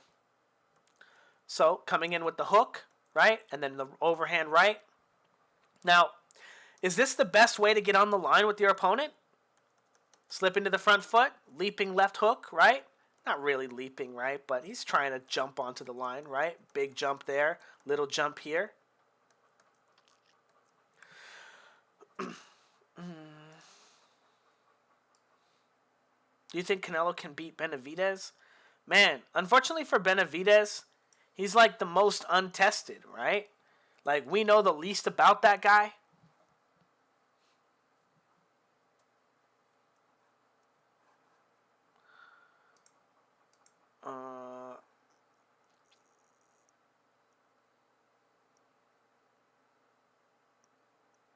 Oh, man, he would beat the shit out of Charlo. That would be a dream matchup for him. Like, dream. Charlo is like he's like a poor man version of Bivol, right? He's got the stepping jab part down, but that's it. And Bivol can get on the line and off the line. Bivol is a fucking hard fight, man. Bivol is not an easy fight for anyone. Bivol's not an easy fight for anyone ever, for any division, any time period. Bivol is very, very hard to fight. Even if, like Benavidez says, it's all 1-2s, right? Woohoo. So again, on the inside, right? Look at how short that shot is from Valdez, right? Again, I think Valdez is, I don't want to say he's really good on the inside, but I think he's better on the inside than he is on the outside. Even though this stuff is starting to look kind of good. Control, jab, right? Pendulum step, control, into the right hand. Chopping bullshit, right? Finds a body shot. Now, right, watch this. Watch his opponent go from the left side of his body to the right side, and watch Oscar Valdez capitalize on that body movement, that movement from his opponent, crossing the line, right? This is what Stevenson doesn't do. He doesn't take advantage of that. He only knows how to take advantage of him going across the line when he goes in with the rear hand and then back with the hook. Boom, boom, right? Bop, bop. But he has to open up space for himself. He's not doing it on his opponent. So again, this is one of those things when you fight on the inside, you know how to take advantage of your opponent's weight transitions. And then Oscar Valdez immediately on the side of the line, right? Immediately getting his head off the line, right? Picking a side to fight from, okay? Again, he's just got much better instincts on the inside, I think, than Stevenson. But again, it's probably not going to be enough, okay? Beautiful shot. Jab. The jab counter from his opponent comes a little bit too late, and he's still able to pendulum and smack into that shot. Really good shot.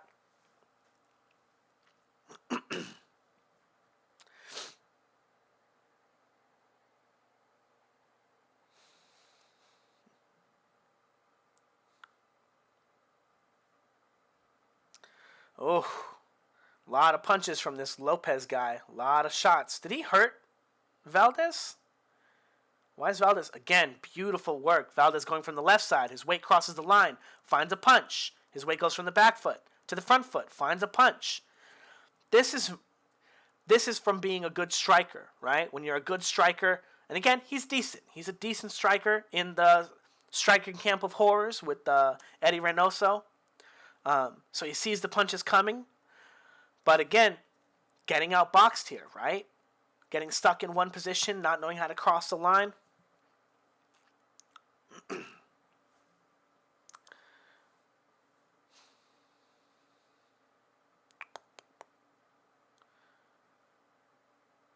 All right.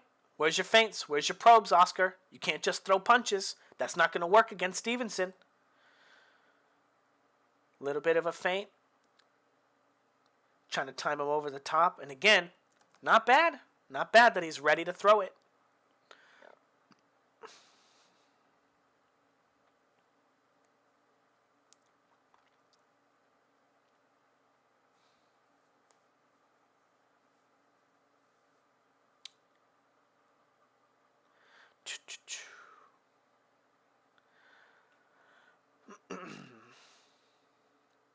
Same little get on the line trick. Sorry, I was kind of reading chat and kind of waffling between. Same move, right? Again, he doesn't know how to get on the line any other way. And I just wonder how effective this is going to be, this style is going to be, if he even is able to use it against Shakur Stevenson. Good body shot there. All right, I'll get to those questions and comments in a minute. I think this fight's almost over, right? Ooh. His opponent pendulums on him and enters the line with an uppercut.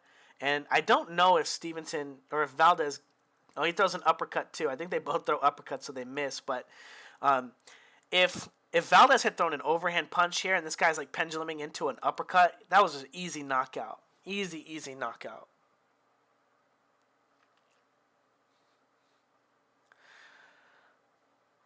Ooh, where's the head movement, right? What position is Valdez always trying to get his head into, right? Now, again, I do think that works to his advantage on the inside because he crosses the line into those positions, but not doing very good on the inside there. Ooh.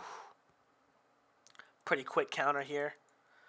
Can't tell if he lands it to the body or not. Oh, man. This guy should be begging for a rematch, to be honest. Mr. Adam Lopez. I mean, maybe he'll get it if Valdez loses. If Valdez loses to Stevenson, Valdez will need someone to kind of regain his confidence or regain his... get back on the winning track, right? All right, let's take a look at these questions real quick.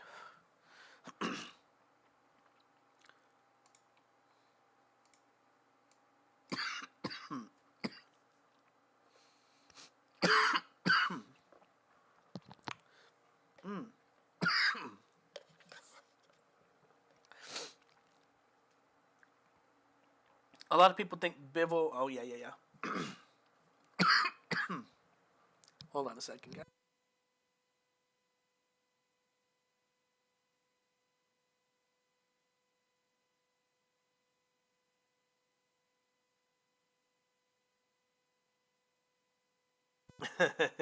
All right, guys. How do you punish a fighter who cannot change position? Pull counter them. You're going to have to wait for their... be careful of their right hand. God, this chat box sucks, yo. OBS, your chat sucks. Why can't I hide this shit somewhere? Useless piece of shit. So, if they get stuck on the front foot here, right, and they threw their jab or they're jumping with their jab here, if their head gets stuck in this zone here, right, your head only needs to make it to the side of the jab for a second, right, and then you need to get to the other side of it. So, you're going to want to bait them on the front foot yourself, okay? So if you get to the front foot and you know that jab is coming, you know where their head is going to be, right? So you're going to be here, and if you're baiting that attack, you can slip to the back foot, allow that jab to pass this way, and then you're going to have to smash into that position as quick as possible, okay? You don't want to think about the punch as being a power punch because you're interacting with your opponent while they're punching, so you just want to tap them, right? But you want to tap them quickly. Okay, get a little bit of value out of it, but you need to bait that shot here, right, on the front foot, boom, and pull off the line into a shot, right? You can be here, you know it's coming. If you have an active guard, front foot, back foot, front foot, back foot, front foot, and you know it's coming, back foot, front foot, really quick, right? But you've got a 1, 2, 1, 2 rhythm. You're going to go 1, 2, 1, 2, right? And you're going to change that rhythm, just kind of snap out of it, to kind of try to land a punch, But it's not that difficult. I mean, you just got to trust yourself and try some things. You know, you got to not be afraid to try some things and get hit, you know, because that's just kind of what you guys are doing there, right? The Valdez versus Shakur is going to come down to if he can keep Valdez honest each time he tries to come in. Power will make the difference as one component of the strategy. Yeah. So whoever gets to employ more of their game plan and gets to start layering their punches with power first is probably going to win, because neither one of these guys have like super great head movement. So the first one to really start finding their opponent is going to win. Any tips how to hook to the body off the jab? Hook to the body off the jab. Can you explain the proper weight transition for the hook? Well, not in this video, but that's not a real move. Like, that's not like a real thing. Like, there are moves in between the jab and then the slip, right? So it's just jab, slip, body shot, right? But if you're throwing a 1, you can throw a 2 after if you have to slip already. 1, 2, body shot. So if you're using it to set up a slip to the front foot, you're better off doing what Valdez is doing against this guy. He probably does it right here. Jab, jab, pendulum, right? And then when you come forward, right, you don't find the body shot till you get to the front foot, right? So he throws the right hand as he makes his way to the front foot instead of waiting for the body shot, right? Now, yeah, you can slip the body shot and you can slip and throw the body shot, but like, why are you jabbing, right? What's the jab for? Is it to occupy space? Right? Is it to, like, what are you trying to accomplish with the jab? Like, is it necessary that you hurt them with the jab first to open up space for the body shot, or do you just not have a very good right hand, right? Like, because if you're gonna get to that side, because you throw the jab and now you slip to the front foot and then you throw the body shot, unless you're a southpaw. Are you a southpaw? Is it different? Like, is this an open stance matchup? But in theory, if you have to open up space, right? This is a 3-beat move, right? 1, 2, 3, right? But you can do it from 2 beats, right? If you just get to the front foot, right? Here, active guard. Don't hit me. Don't hit me. Don't hit me. Probe. Close their guard. Probe. 2, right? And then it's on 2 beats if you do it from the lead right hand instead of the jab. So the idea that you would do something like that from the jab, it's just silly. It's just silly. There's other moves in between. You're not really going to do that unless you're jabbing and then you're like penduluming into a body shot, but that's a completely different thing too. So anyway, I would say to think about your sequences better. And yeah, that's what I would say. Stevenson's going to control Valdez as long as he stays on the outside. I got Stevenson dominating until he's 140. Only one that will give him a good fight is Loma. Well, he better not fight Regis Prograis. I think that guy will beat the snot out of him. I think that guy's like, man, that guy's a really good fighter, so he better not fight that guy. Yeah, the fact that Josh Taylor got the decision in that fight, mind-boggling bullshit to me. But yeah. Tips on the weight transition and exit for the body jab. Just practice it on the heavy bag, throw it hard, and then practice it, everything that you do in the fight, you do in relation to your opponent, right? You do it in relation to your opponent, so you got to see how your opponent's moving. You got to see how much time you have, right? The more power you get into your punch, the slower it's going to be, right? So it's going to be a more complex motion to get that move going. And even though you're going to get that move to be as fast as your other moves, it's going to take a lot of energy. It's going to take a lot more power. But you'll always have a faster version. Right? So you got to learn to use your active guard to set your positions up, right? Boom, boom, boom, boom. And then you can figure out where you're allowed to throw that punch from, right? So there are a lot of things. Do you want more power? Do you want more speed, right? Think about what side of the line you're going to throw a punch at, right?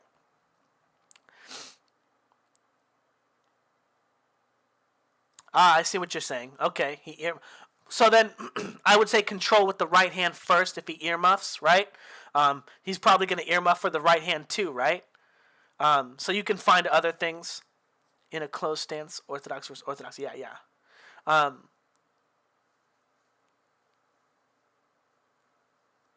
But yeah, the jab to the body, it's whether or not you're going to want more power or less power. That's it. Depending on where you need to have your head.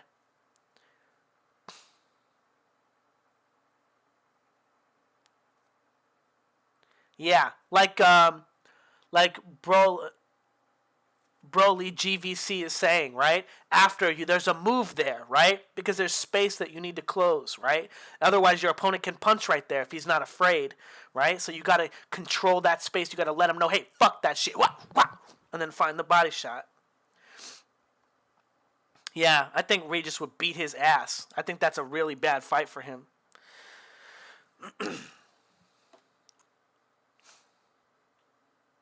Man, and again, Valdez doing such a great job on the inside here. I know he's not landing punches. Throwing that shot, getting control, right? His opponent crossed the line. Look at how he goes controlling with the right shoulder, right? Throws the left, controls with the left shoulder here. Getting his shoulder on him here. Beautiful work. Ducking that shot. I know he gets kind of caught right here.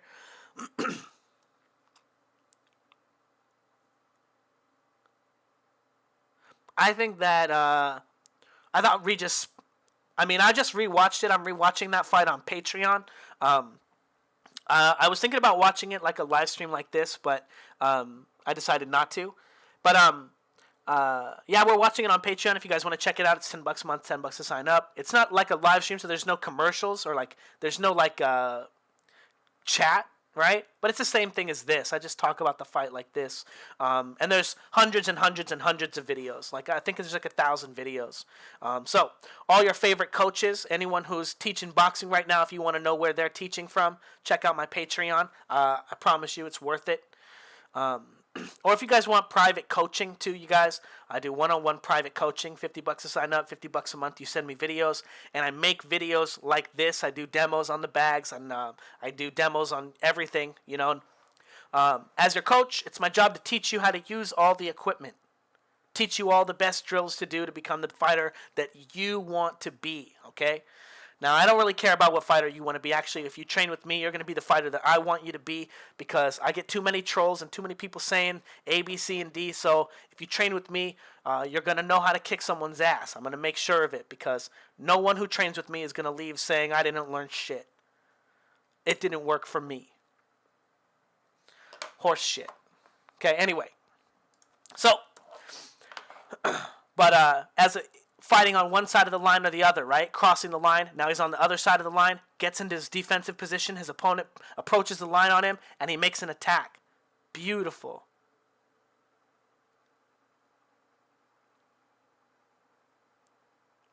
Oh, nice, bro. I think I saw your comment. Yeah, I think I saw that before.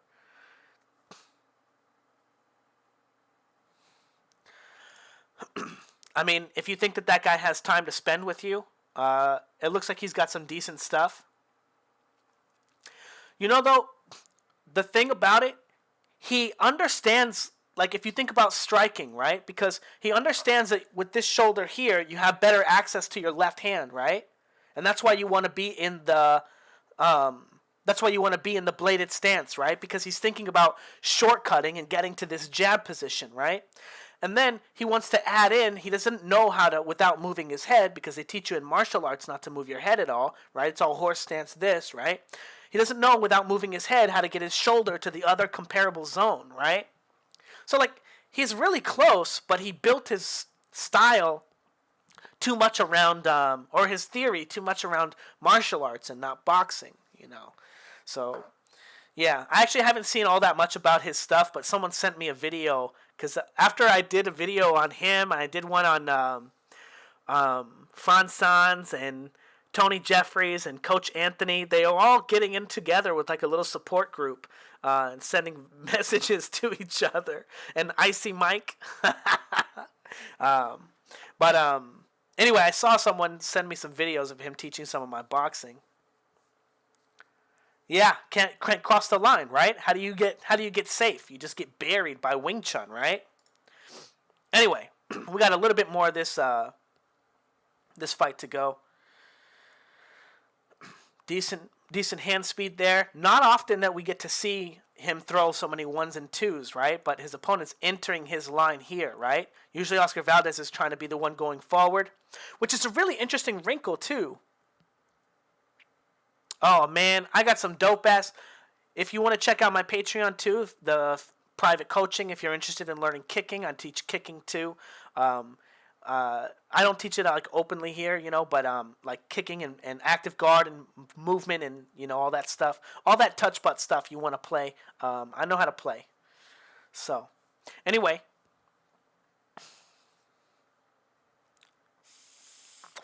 getting walked into this 1-1-2.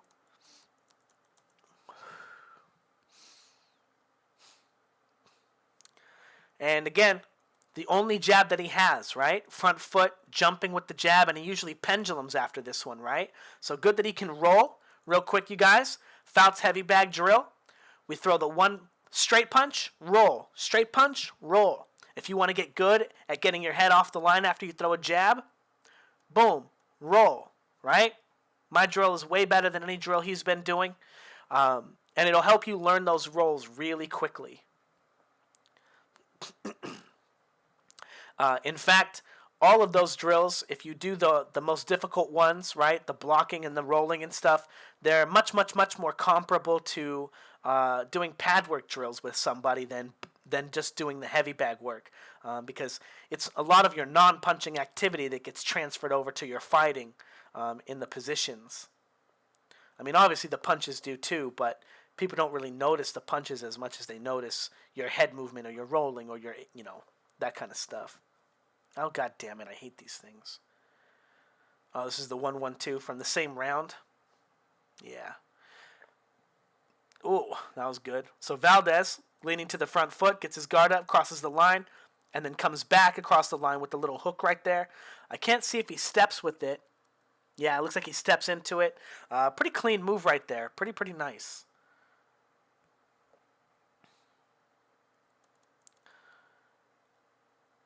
A little bit slow right there, too. His opponent timing him, right? He knows where the line is right there. Gets off the line with the jab. And stuff like that makes me think again that Stevenson is going to annihilate him from a distance, right?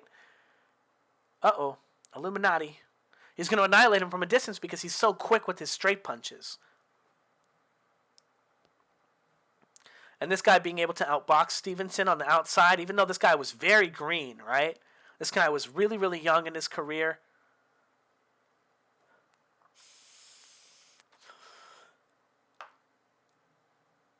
Awesome, bro. Happy to hear it, man.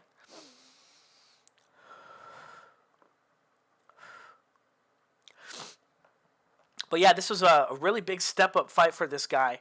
And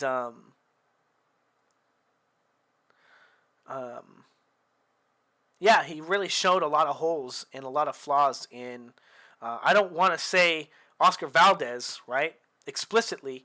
I want to say in the Eddie Reynoso training style, right, the striking style, how it's constantly practiced standing in one position and throwing punches.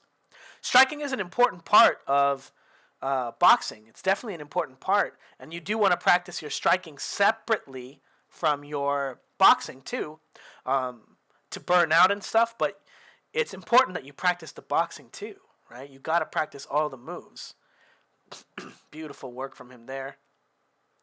And again, getting on the line, right? How do you counter someone whose head gets stuck on the line after they throw a jab, guys, right? He pull counters him here and then throws a jab instead, right? Instead of throwing a 2, front foot, back foot, and then back on the line with the 1, 2, 1.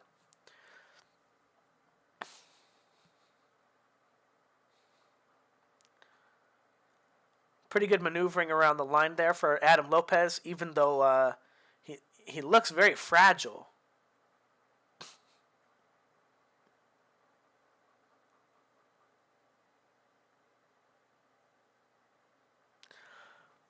Trying to pull counter him there. Oh, catch and counter. Timing him. So again, with the pendulum step, right? Back foot, front foot, jab.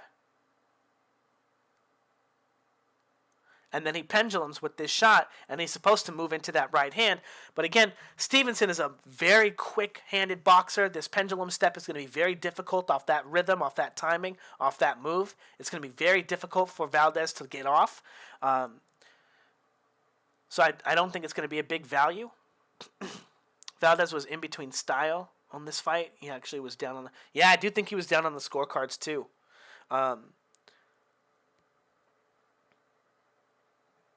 Yeah, this was actually like... I can't remember at what point I realized it, but I was like, oh, wait, no, he's going to knock this kid out.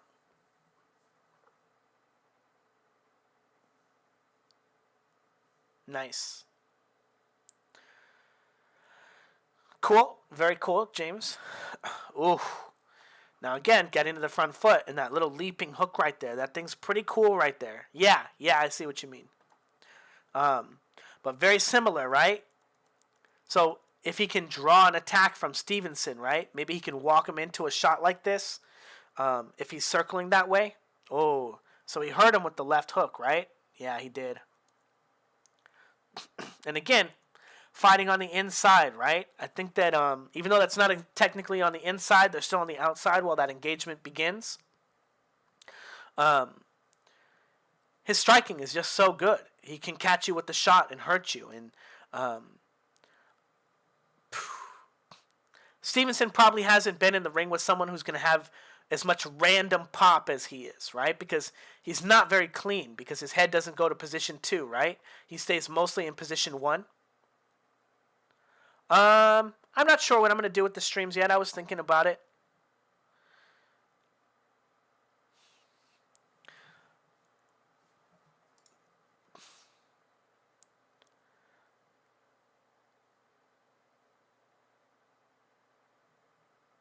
But this is what usually Patreon looks like, except for without the comments, because there's no chat on Patreon.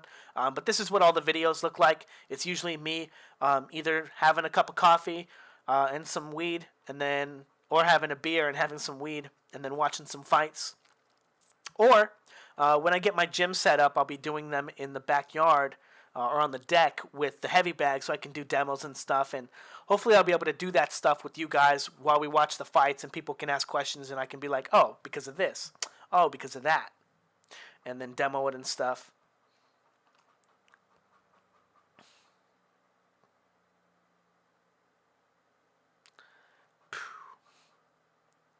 So Valdez is not even trying to box anymore, right? Just trying to fight on the inside.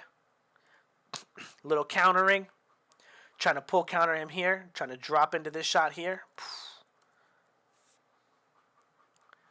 Ooh, very dangerous move there. Catch, getting his head off the line. Pretty good. I can't actually make out if he lands it or he catches that shot. But I think he does land it. Pretty good shot again. And again, that move right there may very well wind up be very, very valuable for him against Stevenson. This little leaping hook. And again, we fight how we train, right? We saw him training this move on the bags as well. Coming forward with the rear hand just a little bit to throw the left hook. Especially if Stevenson does use the rear hand, right hand probe, left hook, right? Huh? Hell yeah. What's wrong with that, bro? I'm smoking right now.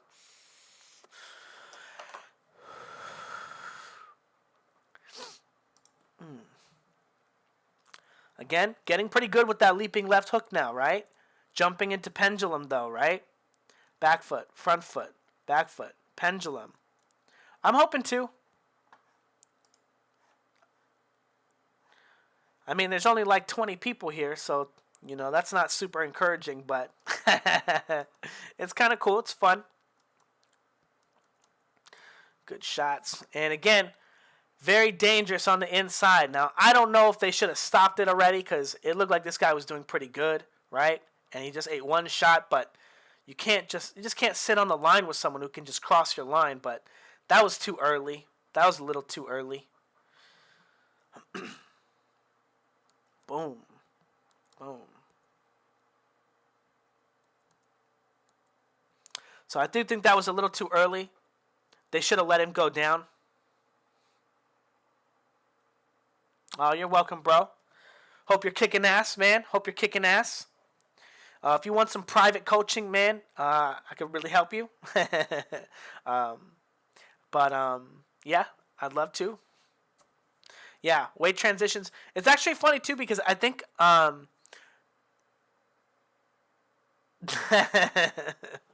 um, actually, so I used to train at Tiger Small's gym in San Diego Combat Academy. And when I was training at that time, I wasn't really drinking. I didn't smoke weed at all, but I was still trying to recover from one of my injuries that I had to quit boxing. And I couldn't really move, and nothing was coming together, and I couldn't figure it out. I was just fucking lost, man. And my injury would, like, if I would do some sit-ups and shit, I would just spasm out. I just didn't have the strength anymore. But it wasn't until I started smoking weed that it helped my body, you know? Yeah, 1,000 like there. Thank you, Mr. Hatzar, longtime patron, and part of the private coaching and such. But yeah, the weed helped me relax and stress out my injuries and stretch and relax and stuff, so that I could, actually move around and start learning to box again, get back in shape and stuff. So it's kind of been one of those things that's just been sticking with me because it helps me train, helps me recover a little bit. So it's not like, all glory to weed and stuff, like it helps me train because of my injuries and stuff, helps me recover. It's pretty nice.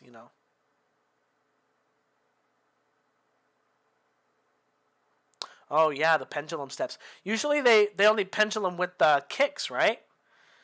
So yeah, penduluming with punches is pretty high level stuff in that regard too, especially because it can be really dangerous. You slip your head to the front foot and get smacked in the face, with a shin. So it's kind of tough to want to do that stuff. But if you can probe, like you're saying, yeah, control the line while you do it, you can open up some space for those kind of moves. All right. So I don't think I have any more clips to look at. That's about it for today. If you guys got any questions or anything or whatever, real quick before I get going. Yeah, so you guys got any questions, go ahead. And I'll stay for like a couple more minutes and then I'm going to cut out. And yeah, if you guys are interested, there's more film study about this fight on Patreon as well. It's $10 to sign up, $10 a month. Yeah.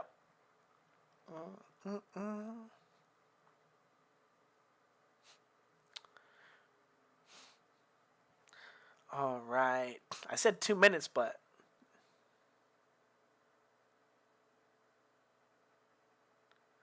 take away high kicks. If they're going to throw a high kick at you and you pendulum under it, or you pendulum away from it.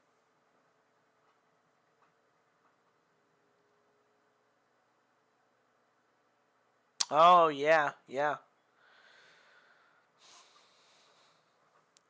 Yeah, I hear they've been doing like stuff with like other drugs too, like MDMA and stuff, and I'm just like blowing my mind, right? Because like, yeah, so, but I feel you on that too, yeah. Top 3 pound for pound? Top 3 pound for pound, I have, number 1 is Crawford. Man, I hate to say it, but number 2 is Canelo. And I want to have Loma up there, but he lost to Tiafimo, right? So I don't know who number 3 is. I guess it's still going to be Loma, but I don't think... Oh, no. Sorry. Number 1 is Usyk. My bad. It's Usyk, Crawford, and Canelo. Usyk is number 1 right now. Yeah. Best way to control the line? Well, there are a few ways to control the line. The easiest way to control the line is with your face, okay?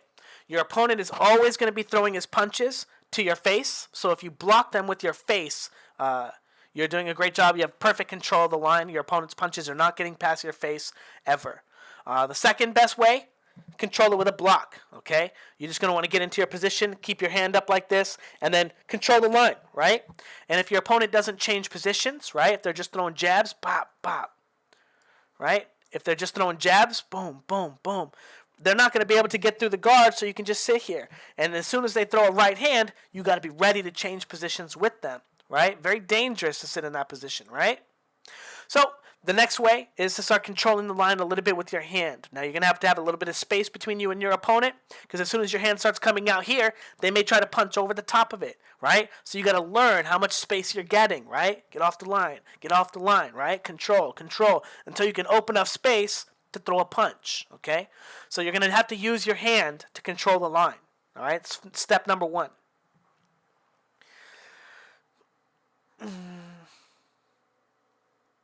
Oh, you pendulum onto them and they don't have space to throw it. Ah, yes, yeah. Who do you think will be the best of the next generation? I think Teofimo Lopez, to be honest. I know he just got kind of a weird fight with Kambosos, but he has so much potential. I don't think anyone in boxing has even close to the ability to transition their weight that Teofimo Lopez does. He's just a spectacular athlete. He's just got to start digging into his positions and not shortcutting everything to be quick. He's got to train like he used to train, not train to be flashy and shit, But his camp needs a little bit of help, and I think they're going to go to Reynoso, which may help a little bit, but, Teofimo Lopez's problem is not boxing, right? And it's not punching and striking, right? It's setting his shots up. So we'll see what he does, because that's the only thing that he had a problem with in that fight. A little bit of back foot work, which I don't think that he's been able to teach Ryan Garcia. He has not been able to teach Oscar Valdez. And Canelo's is okay, right? But they all practice the same drills, right? And we can see that Canelo's is decent, right? But he's got years and years with Reynoso doing these drills like this. So, I don't know. But I think, I want to say on average, I lean towards Teofimo Lopez. Bro, so there's some quotes of his saying boxing is a dance. And that's actually one of my boxing programs. I know that someone in his camp, I know that they know I know they know who I am. Okay? I know they know who I am. So,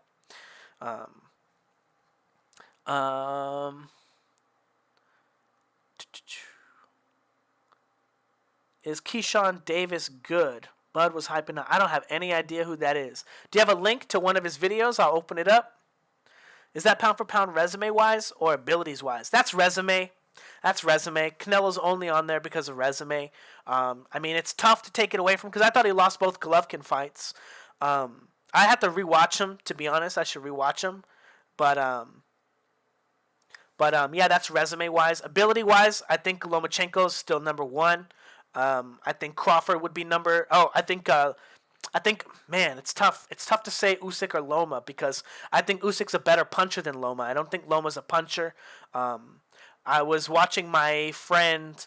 I was watching the Loma Comey fight with my friend, and watching him, I saw him throw those punches at the end of the fight, and I was like, oh, he's done. He's not going to knock him out anymore. He just blew his load. So, I think it'd be Crawford, Loma, and Usyk.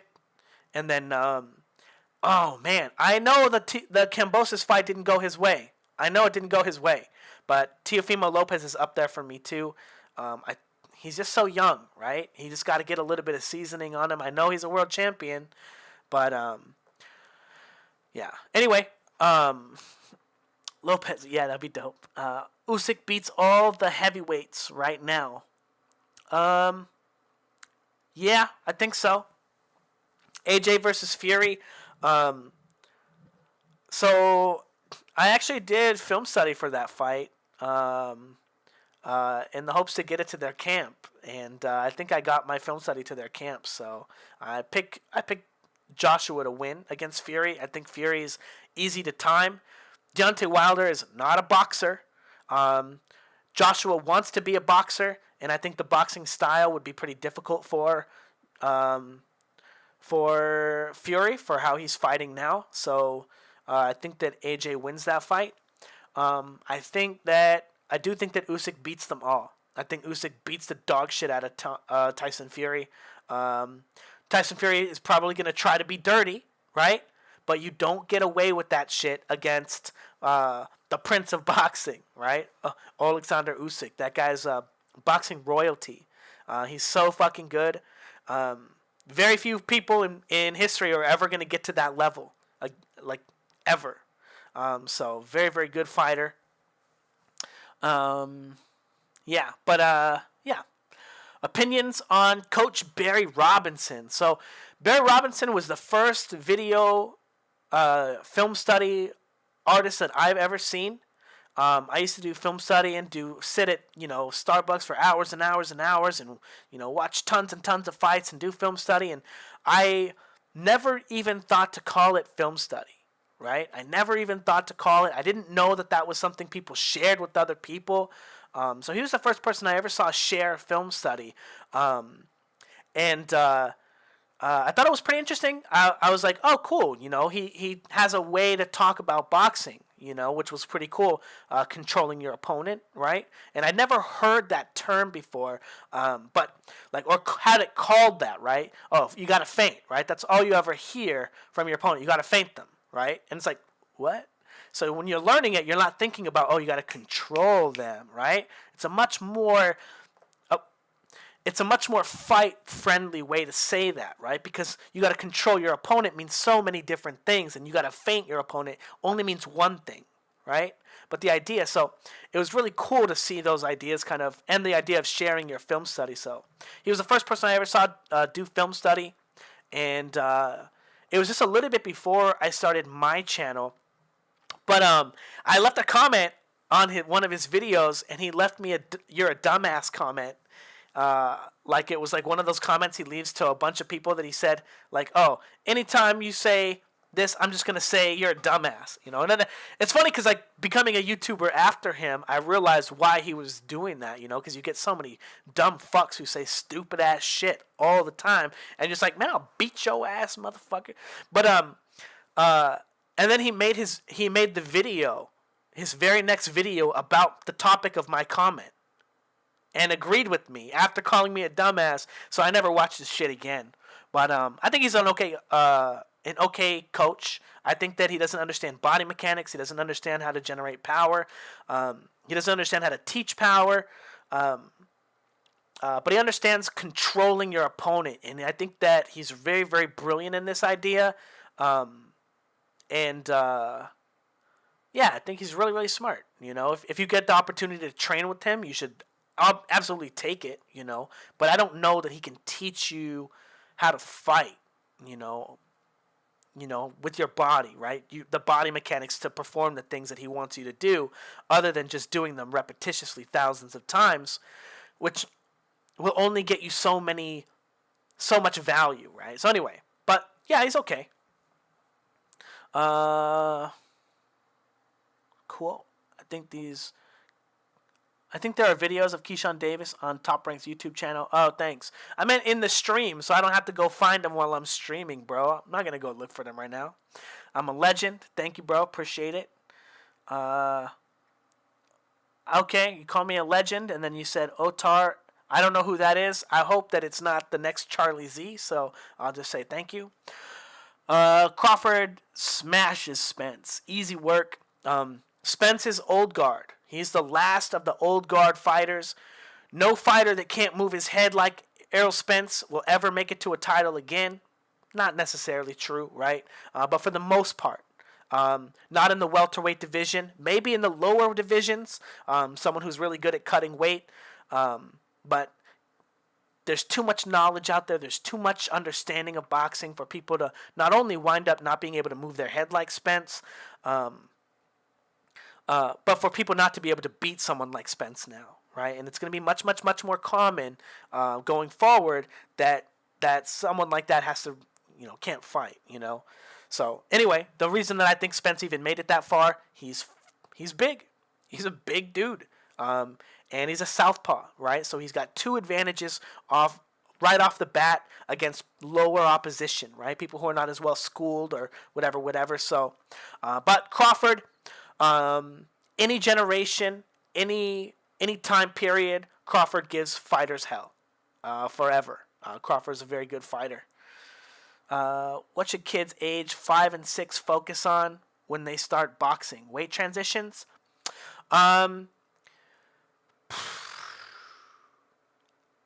Oh man, there's a lot of stuff, to be honest. I mean, yeah, but weight transitions are a really good thing to understand, but you got to set your equipment up for kids too, Okay, so you got to think about that idea. If you have kids hitting bags that weigh 200 pounds at age 5 and 6, they're never going to understand when they get weight into their punches. They're not going to be able to understand how to do it. It's all going to be slapping. So focus setting up a gym for kids. Focus on understanding their, if your kid weighs 50 pounds, a 50-pound heavy bag is a lot of weight, right? So think about that idea. That's what I'm saying. But yeah, if you allow them to practice their weight transitions with equipment that's in relative to their body mechanics or their weight, you'll have a lot of growth, okay, in the weight transitions. But I would say, number one, you probably want them practicing positions, right? So if you were to get my Fouts Boxing combat system, I would say I have this series called the track, and I would say that that'd probably be the best thing that you could focus on. And the track series teaches people how to do things in relation to their target. Okay, so the first step in boxing is weight transitions, and my heavy bag YouTube series is all about weight transitions. It's all about going from one side of the line to the other. And then the Fouts Boxing combat system helps you kind of expand on the weight transitions a little bit with some pendulum boxing drills, and then really hone in on the target. Hone in on your boxing ability by taking any opportunity that you have to make something exaggerated and honing it down. It kind of teaches you how to, how do I say this? Vaguely, but without being vague about it. It teaches you how to line your body mechanics up with the target, right? So kids generally are not inhibited, right? They don't have bad body mechanics, bad habits. Even if they have bad body mechanics, oftentimes they don't have the injuries in their foot or their hand or their hip or their back that make them be tight and stop them from being able to move. So,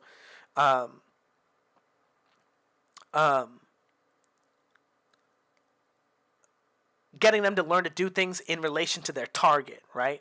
That's what I would say.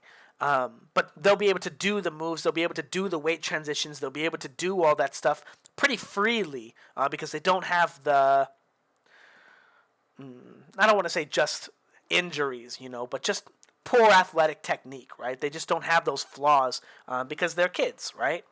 So,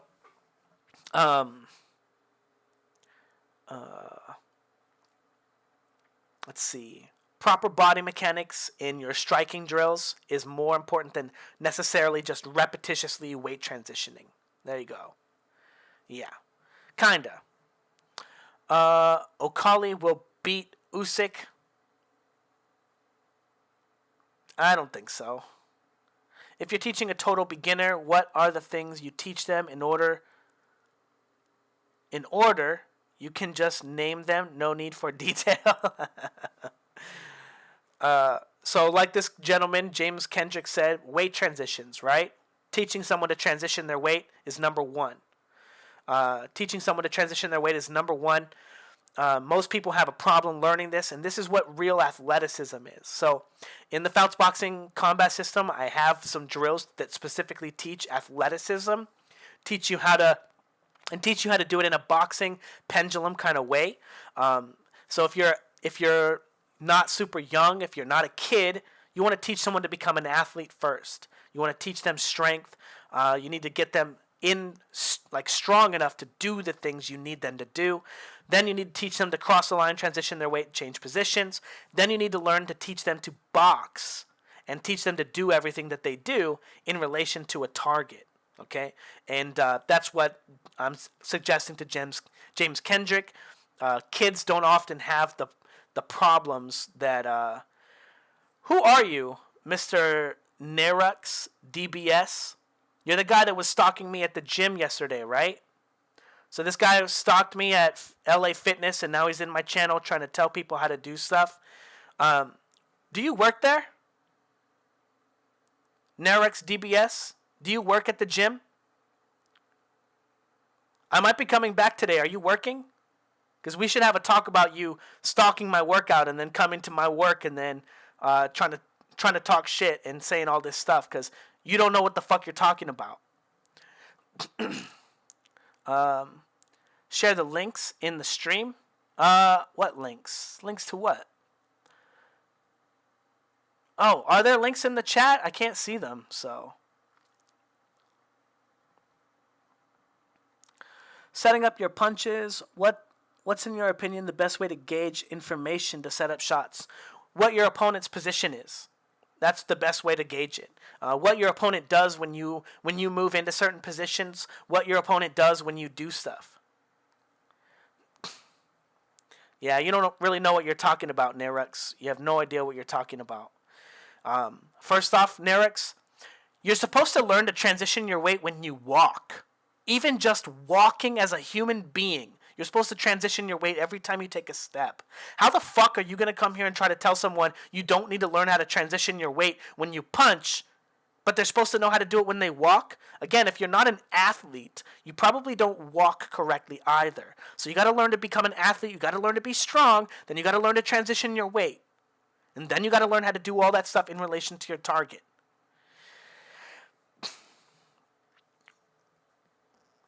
There's no such thing as a boxing stance, you nub. There's no such thing. Everything you do is in relation to your target. What is a boxing stance? If your opponent's on the front foot, are you standing in the same stance as your opponent being on the back foot? What if your opponent's doing a handstand? Do you stand in the same boxing stance? Oh, well, I have to be here no matter what. No matter what my opponent's doing, I just got to be right here because my coach says, keep my hands on the phone, right? Oh, I got to keep my hands up. That's the dumbest shit. See, you don't know what the fuck you're talking about. Do you work at the gym? Is that why you got my name? Is that how you got my name? You work at the gym, right? I'm going to have a talk with your manager. See, fucking turds like this guy, right? People like this stupid fuck that come up, Nerix DBS, following me home from the gym. Do you work at the gym, dude? People always recording my workouts. People always following me around on the bags. God. And this guy gonna steal my name from the registry like a creepy fuck, right? You're wrong. You're wrong. I know. You're wrong.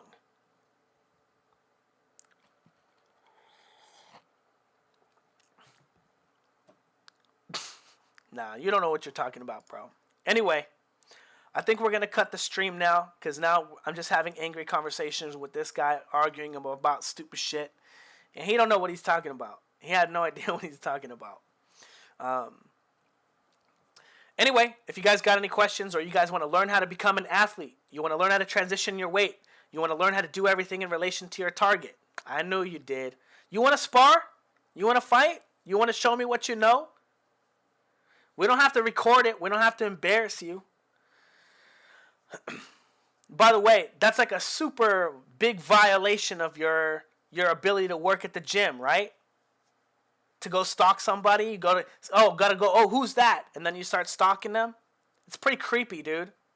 But again, I tell you guys all the time when I was at the other gym, McDojo, yeah, come fight me, dog. All the other gyms, I'd have the same fucking problem. All the coaches trying to figure out who I am, copying my stuff. Yeah. I know. Anyway, creepy fuck. Anyway, I'll talk to you guys later. I'm not sure what video we'll be doing next for YouTube. Probably in a couple days. Maybe we'll do another stream. And when I get my little gym set up, and I'll be able to, or my little patio set up, I'll be able to record and do the videos here and stuff. But if you guys are interested, check out the Patreon. Tons and tons of videos like this. They're also exactly the same as this, where I usually start talking shit about some other coach, and I have a rant like I do with this Narub BX whatever stalker. Yeah.